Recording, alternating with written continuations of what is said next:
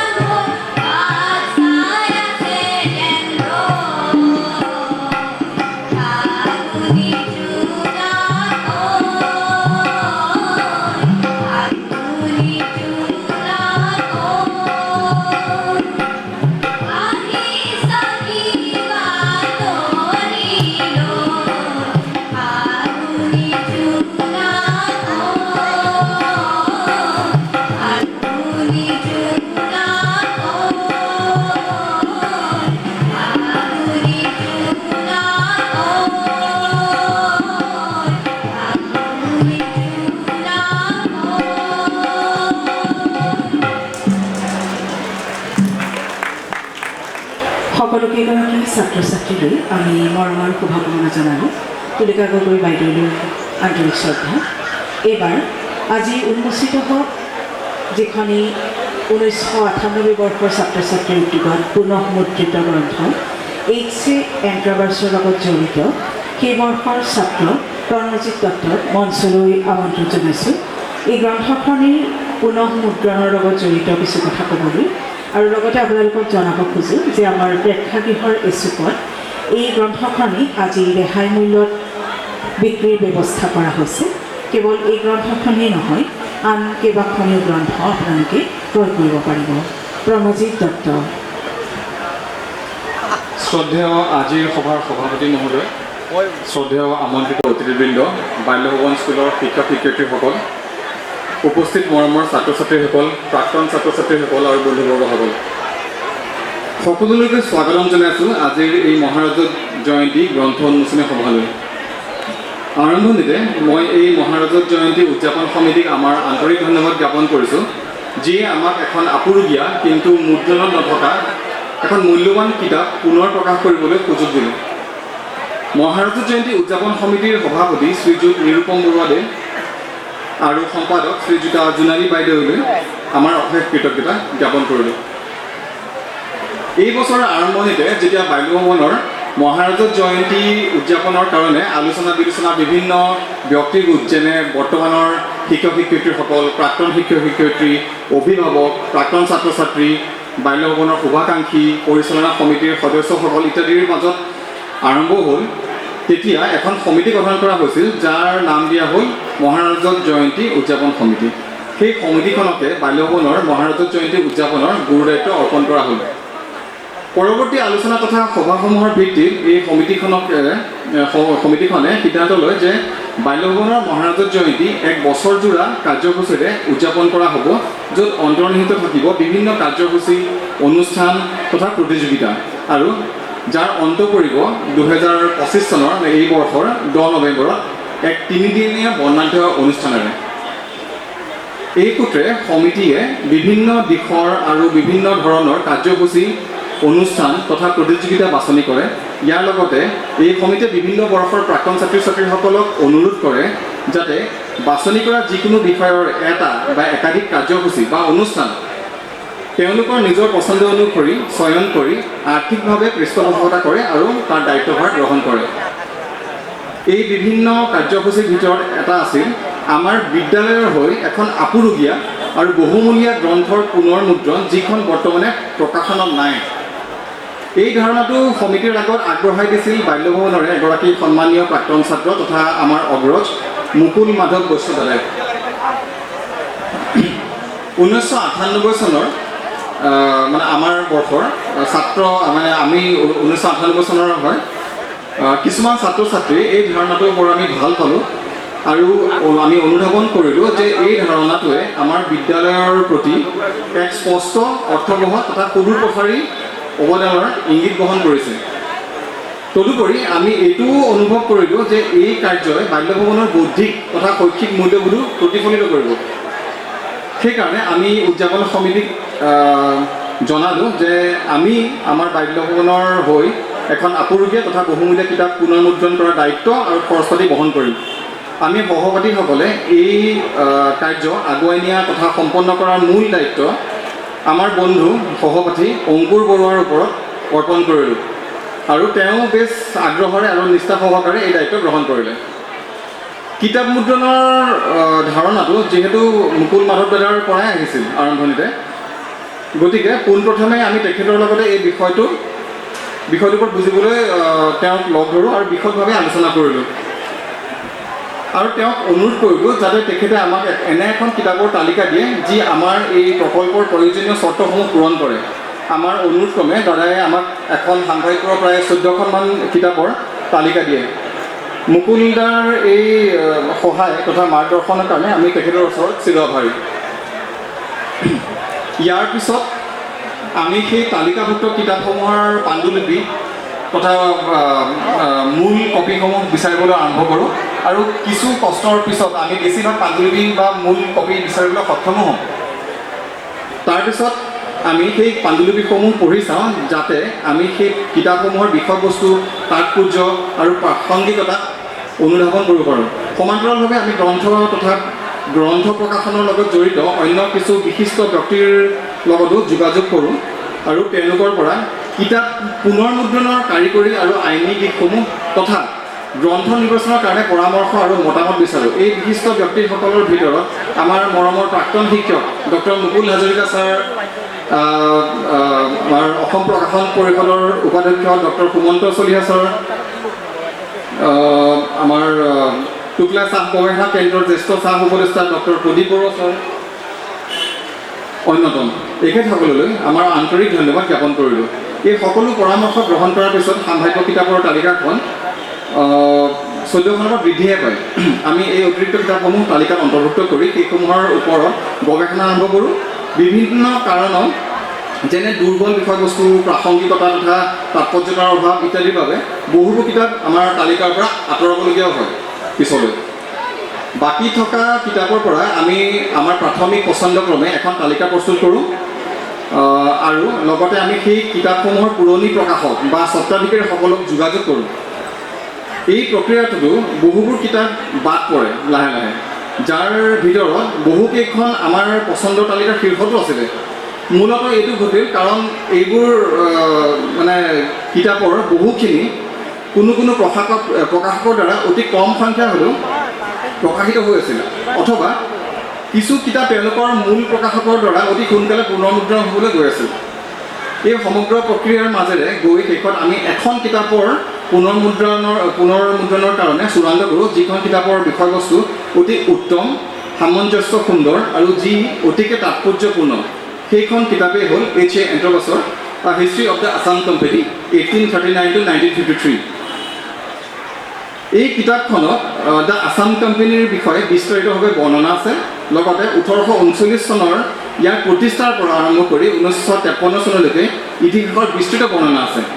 Assam company হৈছে বিশ্বৰ প্ৰথমখন চাহ বাগিচা কোম্পানী, যিখন প্ৰতিষ্ঠা কৰা হৈছিল ভাৰতত চাহ খেতি কৰিবলৈ আৰু ভাৰতৰ পৰা চাহ ৰপ্তানি কৰিবলৈ।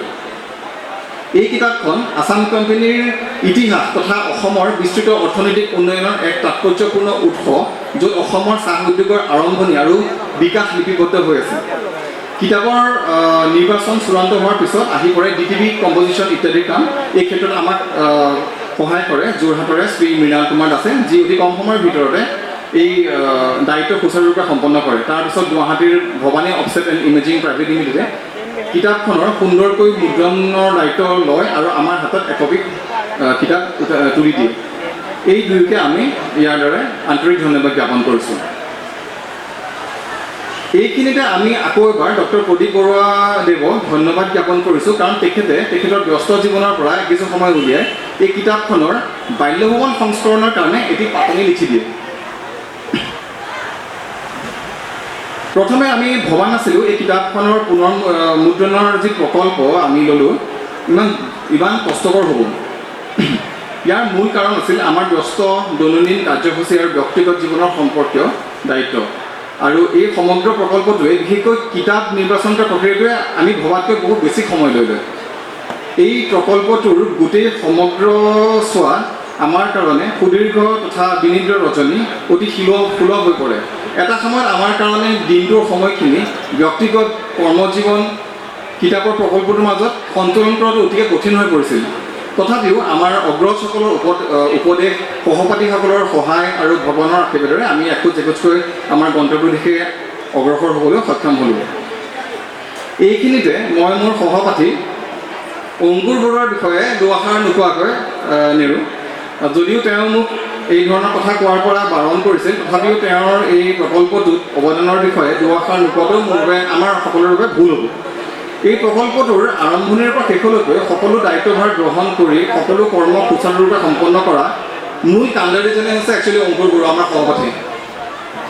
কিতাপ পুনৰ্মুদ্ৰণৰ এই প্ৰকল্পটোত জড়িত আমি সকলোতকৈ হয়তো অংকুৰে আটাইতকৈ বেছি কষ্ট কৰিলে আৰু নিজৰ দৈনন্দিন জীৱনৰ বেছিভাগ কাম উৎসৰ্গা কৰি সৰহভাগ সময় তেওঁ এই প্ৰকল্পটোতেই সমৰ্পিত কৰে।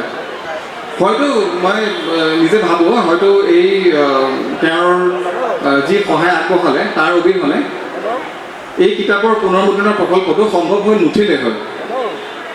আৰু তেওঁ সম্ভৱ কৰিব পাৰিলে তেওঁ আমাৰ বিদ্যালয়ৰ প্ৰতি থকা নিস্বাৰ্থ তথা নিঃস্বাৰ্থ প্ৰেম আৰু অনুৰাগৰ বাবে। অংকুৰ বৰুৱালৈ ইয়াৰ পৰাই মই অন্তৰৰ পৰা অশেষ ধন্যবাদ জ্ঞাপন কৰিছোঁ। লগতে মই আৰু দুজন সহপাঠী অপ্ৰতিম বৰুৱা আৰু জুমি বৰুৱাক আন্তৰিক ধন্যবাদ জ্ঞাপন কৰিছোঁ এই প্ৰকল্প তেওঁলোকে আগবঢ়োৱা আন্তৰিক সহায় সাহায্যৰ কাৰণে। অৱশেষত বহু সময় শক্তি তথা প্ৰচেষ্টাৰ অন্তত আজি আমি history of the Assam company 1839 to 1953 কিতাপখন পুনৰ্মুদ্ৰণ কৰি প্ৰকাশ কৰিবলৈ সক্ষম হৈছোঁ। এই ঐতিহাসিক ক্ষণত মই মোৰ 1998 চনৰ সকলো সহপাঠীলৈ যি এই প্ৰকল্পলৈ আৰ্থিকভাৱে অনুদান আগবঢ়াইছে আৰু অন্যান্যভাৱেও সহায় সহযোগিতা আগবঢ়াইছে তেওঁলোকক সকলোকে অশেষ ধন্যবাদ জ্ঞাপন কৰিছোঁ। এই কিতাপখনৰ বিক্ৰীৰ পৰা অহা সমগ্ৰ ধনৰাশি আমি আমাৰ মৰমৰ বিদ্যালয় বাল্যভৱনলৈ আগবঢ়াই দিম। আমি আশা কৰোঁ যে এই কিতাপখন বৌদ্ধিক মহলৰ লগতে সাধাৰণ পঢ়ুৱৈও মুক্ত হস্তেৰে আদৰি ল'ব আৰু এই কিতাপখনৰ ব্যাপক প্ৰসাৰৰ লগতে বাল্যভৱনৰ ঐতিহ্য আৰু মহিমা দূৰ দূৰলৈ বিয়পিব। সকলোকে ধন্যবাদ জ্ঞাপন কৰি মই মোৰ বক্তব্য ইমানতে সামৰিছোঁ। ধন্যবাদ জনাইছোঁ। Thank you. ধন্যবাদ প্ৰণৱ দত্তলৈ। তেওঁৰ পৰা আমি এই গ্ৰন্থখনৰ পুনৰ্মুদ্ৰণৰ বিষয়ে যথেষ্টখিনি কথা গম পালোঁ, যিটো সঁচাকৈ আচলতে এটা আশাব্যঞ্জক ঘটনা। ইয়াৰ পিছতেই এই গ্ৰন্থখনৰ উন্মোচক হিচাপে আমি আমন্ত্ৰণ জনাওঁ ডক্টৰ প্ৰদীপ বৰুৱা ডাঙৰীয়াক অনুৰোধ জনাইছোঁ তেখেতৰ ভাষণটি প্ৰদান কৰিবলৈ। নমস্কাৰ। মঞ্চত উপবিষ্ট চলিহা বাইদেউ ডাঙৰীয়া, ইতিমধ্যে মঞ্চৰ পৰা যোৱা অনুৰাধা শৰ্মা পূজাৰী বাইদেউ, ডক্টৰ ৰূপলেখা বৰা, শান্তনু ঠাকুৰ ডাঙৰীয়া আৰু নৰদ ডাঙৰীয়া, আৰু আজিৰ ইয়াত এই অনুষ্ঠানত উপস্থিত থকা অসমৰ বিশিষ্ট ব্যক্তিসকল আৰু বাল্য ভৱনৰ প্ৰতি যিসকলৰ শুভাকাংক্ষী, আপোনালোকক সকলোলৈকে পুনৰ সম্ভাষণ আৰু প্ৰণাম জনালোঁ। প্ৰথমতে যোৰহাটখন এখন চাহ নগৰী। আপোনালোকে জানে যে যোৰহাট চাহ বুলি ক'লেই যোৰহাট, আৰু যোৰহাটতেই চাহৰ লব্ধ প্ৰতিষ্ঠ যিসকল আপোনাৰ চাহৰ যিসকল ব্যৱসায়ী বা যিসকল টি প্লেণ্টাৰ বুলি কওঁ, তেওঁলোকৰ বহু সংখ্যক ইয়াত আছে, আৰু চাহৰ আৰম্ভণিৰ লগত যোৰহাট ওতঃপ্ৰোতভাৱে জড়িত। প্ৰকৃতাৰ্থত যদি বহুতে কয় আপাৰ আছাম আপোনাৰ মানে তেজপুৰ ডিব্ৰুগড় চাহৰ নগৰী, কিন্তু আচলতে যোৰহাটখনেই। তাৰ লগতে যোৰহাটত আছে পৃথিৱী বিখ্যাত এসময়ত পৃথিৱীৰ আটাইতকৈ ডাঙৰ যিটো চাহ গৱেষণা কেন্দ্ৰ, টুকলাই চাহ গৱেষণা কেন্দ্ৰ। তাত মই চাকৰি কৰিছিলোঁ সুদীৰ্ঘ 32 বছৰ, আৰু তাৰ পৰা আপোনাৰ গোটেই পৃথিৱীৰ বিভিন্ন ঠাই আৰু অসমৰ পৰা আৰম্ভ কৰি ভাৰতবৰ্ষৰ বিভিন্ন ঠাইৰ চাহ চোৱাৰ সৌভাগ্য ঘটিছিল। এইকাৰণে এই কথাটো মই ক'লোঁ যে যদি আপুনি আজি বিভিন্ন বেলেগ ঠাইলৈও যায়, আফ্ৰিকালৈও যায়, তাত দেখিব যে আৰম্ভণিটো তাৰো আমাৰ যোৰহাটৰ মানে টুকলাই। সেইকাৰণে চাহ বুলি ক'লে যদিও আমি কেনিয়াৰ কথা কওঁ, বেলেগ দেশৰ কথা কওঁ, তাৰ আৰম্ভণিৰ লগত সদায় জড়িত হৈ আছে অসম, আৰু তাৰ ভিতৰত হ'ল যোৰহাট। কাৰণ কি হৈছিলে, যেতিয়া আপোনাৰ স্বাধীনতাৰ পিছত ব্ৰিটিছসকল ইয়াৰ পৰা উভতি যায়, তেওঁলোকে গৈ তাত কেনিয়া বা অন্যান্য ঠাইত তেওঁলোকে চাহৰ আৰম্ভণি কৰে, আৰু তাৰ কাৰণে যিবিলাক সঁচ লৈ যায়, সেইবিলাক চব আমাৰ যোৰহাটৰ টুকলাইৰ পৰা লৈ গৈছিলে বেছিভাগেই। কাৰণে কেইখনমান দেশ বাদ দি, যেনে চীন, জাপান, কোৰিয়া, বাকী চব ঠাইতেই আৰম্ভণি ইভেন আপোনাৰ যোৰহাট আৰু টুকলাই। সেইকাৰণে অতি গুৰুত্বপূৰ্ণ। আৰু এই আজি যিটো মহাৰজাৰ জয়ন্তী অনুষ্ঠান কৰিছে, তাত আপোনালোকে যে আল্টিমেটলি, মই ভবা নাছিলোঁ, অভিশ্বাস্য, মই বিশ্বাস কৰিব পৰা নাই যেতিয়া তেখেতে মোক ক'লে 1998 ডেটছে, এতিয়া শুনিলোঁ যে এনেকুৱা এটা প্ৰক্ৰিয়াৰ মাজত গৈ পেলাই এখন কিতাপখন আপোনালোকে নিৰ্বাচন কৰিলে। মই একচুৱেলি কাকো মই চিনিয়ে নাপাওঁ, মোক অকল অংকুৰ তেখেতে মোক ফোন কৰিছে, লগো পোৱা নাই। আজি প্ৰথম মই চেহেৰাটো দেখিছোঁ, আজি তেখেতে মই লগো পোৱা নাই। মই ঘূৰি ফুৰোঁ, ব্যস্ত হৈ থাকোঁ, আৰু অংকুৰক মই দেখাও নাই আজিলৈকে। আজি প্ৰথম সুধিছোঁ অংকুৰ কোন, বোলে মই অংকুৰ। সেই অৱস্থাৰ পৰা আহি, আৰু তাৰপিছত যে ইমান এটা প্ৰক্ৰিয়া জড়িত হৈ আছে, মই বিশ্বাস কৰিব পৰা নাই। শুনি পেলাই মই অতিভূত হৈ গৈছোঁ, মই বিশ্বাস কৰিব পৰা নাই মই ইমান সহজে লৈছিলোঁ কথাটো। আৰু এনেকুৱা এটা ডাঙৰ সন্মান তাৰ যিটো পাতনি লিখাত মোক দিলে, মই ভবাই নাছিলোঁ এনেকুৱা এটা প্ৰক্ৰিয়া যে ইমানৰ পিছত হৈছে। আৰু তাৰ বাবে মই কৃতজ্ঞ আপোনালোকৰ উদযাপন সমিতিলে, আৰু তাৰ লগতে যিটো আপোনালোকে যে এই কিতাপখন চিলেক্ট কৰিলে যে চাহৰ ক্ষেত্ৰত ইমান এটা ডাঙৰ অনুষ্ঠানত ৭৫ বছৰীয়াত, যে তাৰ কাৰণে আপোনালোকৰ ওপৰত বহুত বহুত ধন্যবাদ। আৰু মই ভাবোঁ যে এই কিতাপখন যিখন এণ্ট্ৰ'পাছৰ যিখন কিতাপ, history of Assam T company, এই কিতাপখন আপোনালোকে আকৌ পুনৰবাৰ মানুহৰ মাজলৈ লৈ গৈছে, সেইটো এটা বহুত ডাঙৰ কথা। কিতাপখনৰ ওপৰত মই দুআষাৰ কওঁ, বেছি নকওঁ, মই খুব চুটি বক্তব্য ৰাখিম। তাৰ কাৰণে প্ৰথমতে কওঁ বাল্য ভৱনৰ কথা মই ক'বই লাগিব, কাৰণ মই যোৰহাট চৰকাৰী বহুমুখী বিদ্যালয়ৰ পৰা ছাত্ৰ। আমি যিটো যোৰহাট গভ বুলি চবেই কওঁ, আমি সদায় এইফালৰ পৰা চাই থাকোঁ, আৰু এইফালে বাল্য ভৱনৰ ল'ৰা ছোৱালীবোৰ আহে, আমি চাই থাকোঁ। যদিও আমাৰ জাষ্ট ৰাস্তাটোৰ ইপাৰে আপোনাৰ মোৰ স্কুলখন, য'ত মই ক্লাছ 5ৰ পৰা 10লৈকে পঢ়িছিলোঁ, বাল্য ভৱন আমি খুব ভালকৈ জানো। আৰু পিছত যেতিয়া জগন্নাথ বৰুৱা মহাবিদ্যালয়ত মই পঢ়িলোঁ, আমাৰ বন্ধু বান্ধৱ যিসকল আছিলে, তাৰ বহুতেই আপোনাৰ আছিলে যোৰহাট গভটৰ আৰু বাল্য ভৱনৰ। বাল্য ভৱন সেই সময়ত এখন খুব ভাল স্কুল আছিলে। আমি দেখিছিলোঁ যে যোৰহাটৰ যিবিলাক ভাল ভাল পৰিয়ালৰ যিবিলাকে অসমীয়া মিডিয়াম, সেইটো এটা ডাঙৰ কথা আছিলে। আগতে ইয়াত বেলেগ আছিল, ইংলিছ মিডিয়াম আছিলে, কাৰ্নেল আছিলে, অন্যান্য স্কুল আছিলে, কিন্তু অসমীয়া মিডিয়ামৰ এনেকুৱা এখন স্কুল ভাবিব নোৱাৰা। আৰু এইটো কথা শুনি মই আৰু অতিভূত যে ইয়াত পিছত ইংৰাজীলৈ আপোনাৰ মানে ট্ৰেন্সফৰ্ম কৰাৰ কাৰণে তেওঁলোকক অফাৰ দিছিলে কোনোবাই, কিন্তু তেওঁলোকে সেইটো একচেপ্ট নকৰিলে। ভাবিব নোৱাৰোঁ এনেকুৱা এটা কথা যে আজিকালিৰ যুগত ক'ৰবাত হ'ব পাৰে। সেইকাৰণে বাল্য ভৱনৰ প্ৰতি মোৰ শ্ৰদ্ধা, ভক্তি আৰু বহু গুণে বাঢ়ি গ'ল। বাল্য ভৱনৰ বহু বন্ধু মোৰ আছে, এতিয়াও বহুতেই আছে, আৰু তেওঁলোক অতি ভাল বন্ধু, আৰু তেওঁলোক প্ৰত্যেকজনে এজন ভাল নাগৰিক, সেইটো এটা বৰ ডাঙৰ কথা। আৰু তেওঁলোক অতি ভাল, আমি যদি কওঁ যে সমাজত এজন ভাল অৱস্থাত আছে। কাৰণ ইয়াৰ যিসকল ষ্টুডেণ্ট আছিলে মোৰ সময়ৰ, তেওঁলোক অতি ভাল আছিলে, অতি ষ্টুডিয়াছ আছিলে। আগতে আমি যেতিয়া যোৰহাটৰ পৰা শুনো ষ্টেম্প কৰা মেট্ৰিকত বাল্যভৱনৰ নাম থাকেই, তেনেকুৱা আছিলে। আৰু তেওঁলোকে আজি সমাজত গৈ এজন প্ৰতিষ্ঠিত ব্যক্তি নিজৰ এৰিয়াত হ'বলৈ পাইছে। সেইকাৰণে মোৰ ভাৱে মোক অতি সৌভাগ্যৰ কথা যে আপোনালোকে মোক নিমন্ত্ৰণ কৰি আনিলে, এই কিতাপখন মোৰ পৰা ৰিলিজ কৰিলে। বহুত বহুত ধন্যবাদ। এই কিতাপখনৰ বিষয়ে আহোঁ, history of Assam T company 1939 to 1953। এইখন কিতাপ আচলতে টুকলাইট এটা কপি আছে আমাৰ। সেই কিতাপখন একদম জহি পহি গৈছেগৈ, মানুহে চাইছে ৰেফাৰেঞ্চ কৰোঁতে। মই সেই কিতাপখন জেনেৰেলি উলিয়াই নিবলৈ নিদিয়ে, মই অলপ বুদ্ধি কৰি উলিয়াই নি মই এখনৰ আপোনাৰ গোটেই কিতাপখন মই জেৰক্স কৰিছিলোঁ, জেৰক্স কৰি একদম হাৰ্ড বাউণ্ড কৰি ৰাখিছিলোঁ, নহ'লে এখন কোনো মানুহে এখন হাতত নাথাকে। এইটো মোৰ কাৰণে খুবেই প্ৰয়োজন। মই চাহৰ ওপৰত 7খন কিতাপ লিখিছোঁ, আৰু তাৰ কাৰণে যেতিয়া ৰেফাৰেঞ্চ বুক কৰিবলৈ হ'লে এই কিতাপখনৰ অতি প্ৰয়োজন। বিভিন্ন কিতাপ আছে, ইউকাৰ্ছৰ অল এবাউট টি আছে, আমাৰ পাৰ্চিভেল গ্ৰিফিথছৰ হিষ্ট্ৰী অফ ইণ্ডিয়ান টি আছে, তাৰ লগতে এইখন এখন খুব গুৰুত্বপূৰ্ণ কিতাপ। এইখন মই আগৰ পৰাই যিটো জেৰক্স কপি কৰি নি পেলাই মই ঘৰত ৰাখি লৈছোঁ, এতিয়াও আছে মোৰ তাত, সেইখনৰ কাৰণে আমি এখন ৰেফাৰ কৰোঁ। সেইকাৰণে চাহৰ যিখিনি অতীত আপোনালোকে যেতিয়া লিখিছে 1839টো হৈছে এইটো কাৰণে ইম্পৰ্টেণ্ট যে অসমৰ চাহৰ বা ভাৰতৰ চাহৰ 200 বছৰ হ'ল, আৰু আৱিষ্কাৰ হৈছিলে 1823 চনত।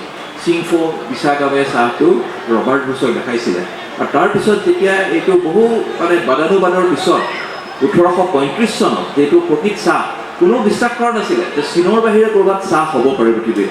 চীন আছিলে একচ্ছত্ৰী সম্ৰাট, চাহৰ বিষয়ে চীনৰ বাহিৰে কোনেও নাজানে। যেতিয়া ইয়াত কোনোবাই ক'লে বিশাখামে যে আমি এনেকুৱা ধৰণৰ এটা পানীয় আমিও খাওঁ, কোনেও বিশ্বাস কৰা নাই। আৰু যেতিয়া গছজোপা আনি দেখুৱালে তেতিয়া দেখিলে যে ইয়াৰ পাতবোৰ বৰ ডাঙৰ ডাঙৰ, চীন দেশৰ পাতবিলাক সৰু সৰু আৰু আমাৰ পাতবিলাক বহুত ডাঙৰ। কোনো বিজ্ঞানীয়ে মানি লোৱা নাছিলে। যেতিয়া ৰয়েল বটানিকেল গাৰ্ডেন যিখন আছিলে আপোনাৰ কেলকাতাৰ, তেওঁলোকৰ তালৈ পঠালে, বিভিন্ন ঠাইলৈ পঠালে, কোনো মানি নলয়। শেষত গৈ বহু বাদানুবাদ, বহু টি কমিটি বনাবলৈ বাধ্য হৈ গ'ল। তেওঁলোকে ক'লে নাই এইটো চাহ হয়। তেতিয়া গৈ পেলাই আল্টিমেটলি 1835 চনত যে অসমৰ চাহ যে প্ৰকৃত চাহ, সেই চাহ তেতিয়া স্বীকৃতি পালে। সুদীৰ্ঘ পৰিক্ৰমা 1823 চনৰ পৰা আজি আহি আমি 200 বছৰ অতিক্ৰম কৰিলোঁ। আৰু ইয়াত বনোৱা চাহ যিখিনি তেতিয়া আমাৰ হাবিয়ে জংঘলে চাহ পৰিপূৰ্ণ হৈ আছিলে, কাৰণ অসমত বনৰীয়া চাহ পোৱা যায়, ৱাইল্ড টি পোৱা যায়। আৰু তেওঁলোকে ব্ৰিটিছসকলে গৈ তাত যেতিয়া জংঘলৰ মাজত গৈছে, তাত দেখিছে চাহটো এনেই গজি আছে, জেগাই জেগাই চাহ হৈ আছে। সেইবিলাককে কাটি কুটি তাৰ পৰা নতুনকৈ চাহ পাত লৈ চীনৰ পৰা যিসকলে চাহ বিশেষজ্ঞ, তেওঁলোক খুব ইণ্ডাষ্ট্ৰিয়েল বেকগ্ৰাউণ্ড থকা মানুহ আছিলে, তেওঁলোকক লৈ আহিলে বিশেষজ্ঞসকল। তেখেতসকলে আহি ইয়াৰ পৰা চাহটো বনোৱা আৰম্ভ কৰিলে, আৰু এই চাহ আপোনাৰ লণ্ডনলৈ পঠালে পৰীক্ষামূলকভাৱে যে 1838 চনত যে এই চাহটো কেনেকুৱা, কিবা ভাল নেকি। তেতিয়া তাত লণ্ডনত যেতিয়া ইয়াৰ চাহখিনি বিক্ৰী হ'ল, নিলাম হ'ল, মিনচিং লেন বুলি এই লণ্ডনৰ যিটো অকশ্যন চেণ্টাৰত, তেতিয়া দেখিলে যে ইয়াৰ চাহটো খুবেই ভাল, খুব ভাল দাম পালে ইয়াত।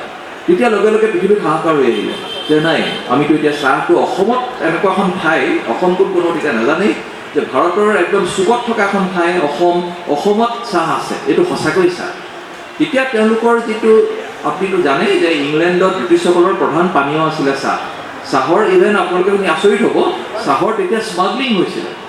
আৰু টি ক্লিপাৰ্ছ বুলি কয়, কোনখনে আগতে গৈ চীনৰ পৰা চাহ আনি পেলাই ইংলেণ্ডত দিব পাৰে, কম্পিটিশ্যন হয়। ৰাস্তাত জলদস্যুৱে চাহ তাত পাইৰেচি কৰে, এনেকুৱা এটা অৱস্থা আছিল। আৰু সেই একেখিনি চাহ যেতিয়া অসমখন ব্ৰিটিছৰ অধীনত, যেতিয়া দেখিলে যে সেই একেখিনি চাহেই আমাৰে দেখোন নিজৰ এটা প্ৰভিন্সত তেওঁলোকৰ যিটো দখল সেই ঠাইত আছে, আৰু কি লাগে, এনেকুৱা এটা চাহ আমি নিজে বনাম। তেতিয়া চাহৰ ওপৰত যিটো আপোনাৰ চীনৰ আধিপত্য, সেই আধিপত্যটো আমি ইয়াৰ পৰা আঁতৰাব পাৰিম। সেই হিচাপে পৃথিৱীত প্ৰথম চাহ আপোনাৰ 1839 চনত, সেইকাৰণে 1839 চনটো খুব ইম্পৰ্টেণ্ট, যে কমাৰ্চিয়েল বেচিছত আপোনাৰ আছাম টি কোম্পানী, পৃথিৱীৰ প্ৰথম চাহ কোম্পানীটো তেওঁলোকে প্ৰতিষ্ঠা কৰিলে লণ্ডন আৰু কেলকাতাত প্ৰতিষ্ঠা কৰিলে। আৰু তাৰ পৰা গৈ তেওঁলোকে প্ৰথম চাহৰ ব্যৱসায় আৰম্ভ কৰিলে।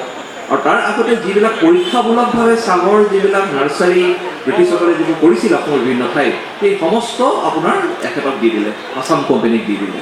সেইকাৰণে 1839টো খুব ইম্পৰ্টেণ্ট যে প্ৰথম চাহ কোম্পানী হ'ল, আৰু অসমৰ প্ৰথম চাহ কমাৰ্চিয়েলভাৱে আৰম্ভ হ'ল। আৰু আপোনাৰ ভাৰত চৰকাৰ, এতিয়া ব্ৰিটিছ গভৰ্ণমেণ্টে গোটেই চাহ বাগান যিবিলাক সৰু সৰু এক্সপেৰিমেণ্টেল বেছত কৰিছিলে, তাৰ পৰা তালৈ দি দিলে। সেইকাৰণে 1839টো খুবেই ইম্পৰ্টেণ্ট আমাৰ। আৰু পিছত গৈ এটা সুদীৰ্ঘ পৰিক্ৰমা। আপোনালোকে শুনি ইয়াত এই কিতাপখন যিসকলে পঢ়িব তেখেতসকলে আচৰিত হ'ব যে কেনেকৈ আৰম্ভ কৰিছিলে। অসমত আহি আপোনাৰ সুদীৰ্ঘ মানে সুদূৰ ইংলেণ্ডৰ পৰা আহিছে, ফ্ৰান্সৰ পৰা আহিছিলে, বিভিন্ন ইউৰোপীয়ান কাণ্ট্ৰিজৰ পৰা আহিছিলে, জাৰ্মানীৰ পৰা আহিছিলে মানুহ আহি ইয়াত চাহ বাগান প্ৰতিষ্ঠা কৰি কেনেকৈ চাহটো আপোনাৰ ইংলেণ্ডলৈ পঠাইছিল। মই ক'ব নালাগে, চবেই জানে যে অসমৰ ৰেল, অসমৰ যিবিলাক আপোনাৰ অৰ্থনৈতিক উন্নতি হৈছিলে সেইবিলাক চব চাহক লৈ আৰম্ভ কৰা। চাহ আৰু টিম্বাৰ, পিছত তেল। প্ৰথম ৰেল লাইনটো হৈছিলে চাহৰ কাৰণে, যাতে অসমৰ চাহটো তেওঁলোকে আনি বাহিৰলৈ পঠাব পাৰে। গৈ পেলাই বন্দৰত দিব, তাৰপিছত গৈ কলিকতা যাব আৰু কলিকতাৰ পৰা চাহটো গুচি যায়। তেনেকুৱা এটা ইতিহাস আছে এই চাহৰ। আৰু এই কিতাপখনত যেতিয়া এন্ট্ৰবছক তেখেতক এই দায়িত্বটো দিলে যে ইমান এটা ডাঙৰ কোম্পানী, যিটো হিষ্ট্ৰী অফ আছাম কোম্পানী তুমি আপোনাক লিখিবলৈ দিলে, তেখেতে সুদীৰ্ঘ গৱেষণা কৰিলে আৰু যিসকল মানুহ আছিলে তেখেতসকলৰ লগত সুদীৰ্ঘ আলোচনা কৰিলে, তেওঁলোকৰ পুৰণা ৰেকৰ্ডছবিলাক তেখেতক চাবলৈ দিলে। এটা মানে হাৰ্কুলিয়ান টাস্ক বুলি যিটো কয়, ভাবিব নোৱাৰা এটা কাম, সেই গোটেইখিনি সামৰি পেলাই তেওঁ এই কিতাপখন আল্টিমেটলি তেখেতে এইখন উলিয়ালে। এটা আপুনি যদি কিতাপখন পঢ়ে তেতিয়া আচৰিত হ'ব যে কেনেকৈ কোনে কি কাম কৰিছিলে। ইমান দিনত কিমান বিভিন্ন ব্যক্তিয়ে অসমত আজি যিটো চাহ আমি অতি সহজে লওঁ, অসমত চাহ আছে, এতিয়া ক্ষুদ্ৰ চাহ খেতিয়কসকলো হ'ল। আৰম্ভণিটো কেনেকৈ হ'ল? এই আৰম্ভণিৰ গোটেই কথাখিনি, আৰম্ভণি কি, তাৰ 100 বছৰতকৈ বেছি যিটো অতীত কেনেকৈ হ'ল, সেই সকলোখিনি ইয়াত সন্নিৱিষ্ট কৰা আছে। তাৰ কাৰণে যিখিনি পায়োনিয়াৰিং বুলি কওঁ এক্টিভিটিজ আছিলে, যিখিনি কষ্ট কৰিবলগা হৈছে, যিখিনি ষ্ট্ৰাগল আছিলে, আৰু বিশেষকৈ আপোনাৰ অৰিজিনেল যেনেকৈ চাহটো তেতিয়া কোনো ভালকৈ নাজানে, অকল চিনে জানে, চাহ বস্তু ভালকৈ কেনেকৈ কৰিব লাগে। এটা সৰু উদাহৰণ দিম, এই কিতাপখনত মই পঢ়িছিলোঁ যে আগতে চাহটো কাটি দিয়ে আৰু একে ঠাইৰ পৰা বস্তু পাতটো উঠাই থাকে। পিছত বৈজ্ঞানিক চিন্তাধাৰা কৰি তেখেতসকলে গম পালে যদি পাতত আমি মেইনটেনেঞ্চ কৰোঁ যদি কওঁ, অলপ পাত দি দিয়ে, তাৰপিছত যদি আমি পাতটো উঠাই থাকোঁ তেতিয়া উৎপাদনটো ভাল হয়। পিছত গৈ চাহৰ বিভিন্ন মেচিনেৰী, চাহটোতো কৰে, ব্ৰিটিছে কৰে, তেখেতসকলে এইটো ভাবিলে আৰু কেনেকৈ আমি ভাল ইয়াৰ পৰা উৎপাদন পাব পাৰোঁ, উন্নত মানৰ চাহ কৰিব পাৰোঁ। তেখেতসকলে গৱেষণা কৰি তাৰ ওপৰত কাম কৰি চাহৰ কোৱালিটিৰ ওপৰতো ইম্প্ৰুভমেণ্ট কৰিলে, প্লেণ্টেশ্যনৰ ইম্প্ৰুভমেণ্ট কৰিলে। আৰু আপোনালোকে জানে যে এখন চাহ বাগিচা চলোৱা এটা কমাৰ্চিয়েল প্ৰপজিশ্যন। তেওঁলোকে অকল চাহ কৰিলেই নহ'ব, চাহটো বিক্ৰী কৰি লাভ হ'ব লাগিব। আৰু তেখেতসকলে প্ৰচুৰ লাভ কৰিছিলে। আপ ডাউন থাকেই ইণ্ডাষ্ট্ৰীত, এতিয়া চাহৰ দিন বেয়া, কাইলৈ ভাল। আৰু তাৰ ভিতৰত তেওঁলোকৰ যিটো কোম্পেনী, যিটো ডিভিডেণ্ড তেওঁলোকে দিব, কোম্পেনীবিলাকে যিসকল তেওঁলোকৰ মানুহসকলক যিটো ডিভিডেণ্ড দিব, সেই ডিভিডেণ্ড যেতিয়া ইমানেই বেছি পাবলৈ ধৰিলে, এই দেখিয়ে তাৰ পৰা আপোনাৰ বেলেগসকল ইমপ্ৰেছ হ'ল, বেলেগ কোম্পেনী, তাৰপিছত বিভিন্ন ধৰণৰ চাহ কোম্পেনী অসমত প্ৰতিষ্ঠা হ'বলৈ লাগিলে। তাৰ ভিতৰত এটা বিশেষ কোম্পেনী আছিলে যোৰহাট টি কোম্পেনী, নাম আমাৰ যোৰহাট, কিন্তু সেইটো লিখে JORHAUT, যোৰহাট কোম্পেনী।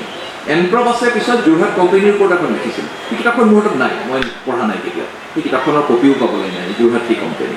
আৰু উইলিয়ামছন মেগৰ্ছ, গুড্ৰিক্স এইবিলাক পিছত আহিলে, কিন্তু আৰম্ভণিতে আছিলে আপোনাৰ আছাম কোম্পেনী আৰু আপোনাৰ যোৰহাট টি কোম্পেনী। আমাৰ যোৰহাটৰ নামটো গোটেই পৃথিৱীতেই জানে যোৰহাট টি কোম্পেনী হিচাপে।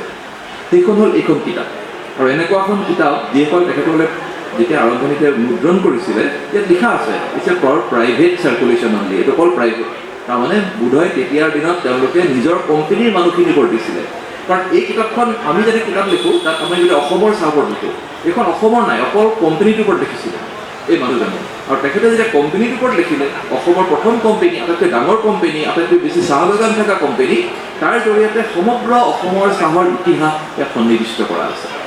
সেইকাৰণে মই আকৌ এবাৰ বহুত ধন্যবাদ জনাইছোঁ যে আপোনালোকে উদযাপন সমিতিয়ে ঠিক কৰিলে আৰু এই কিতাপখন উলিয়াব। এইখন কিতাপ কোনো মানুহৰ হাততেই নাই, যিসকলে কৈ ক'ৰবাত টুকলাই লাইব্ৰেৰীত আহিব লাগিব, আহি পেলাই চাবলৈ দিব, কোনো লৈ যাবলৈ নিদিয়ে।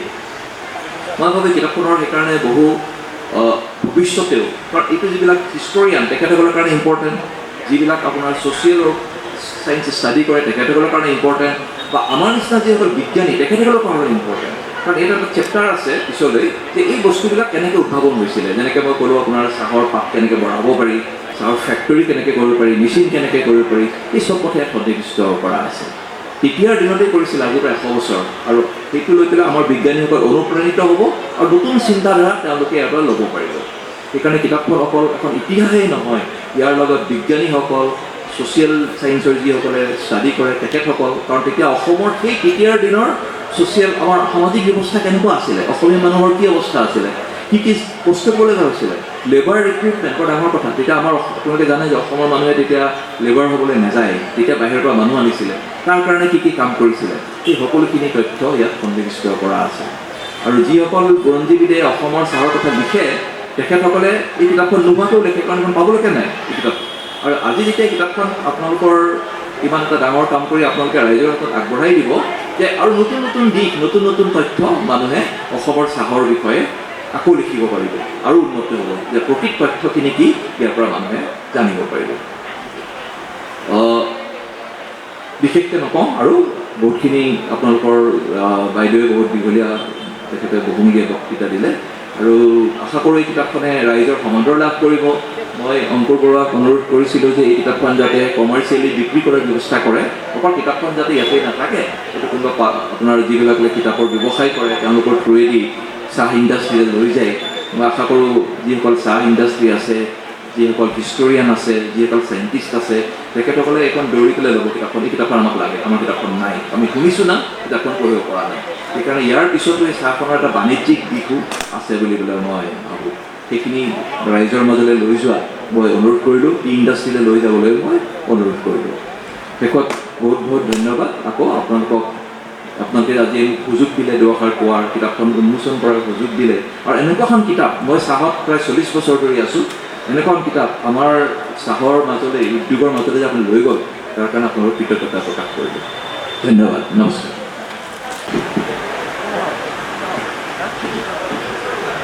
মঞ্চত উপবিষ্ট বিশিষ্ট ব্যক্তিসকল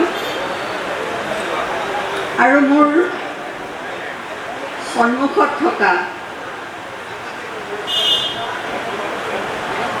এতিয়ালৈকে থকা শ্ৰোতাসকল, যদিও শ্ৰোতাতকৈ খালী আসনৰ সংখ্যাই মোৰ চকুৰ আগত বেছিকৈ দেখিছোঁ। বাল্যভৱনৰ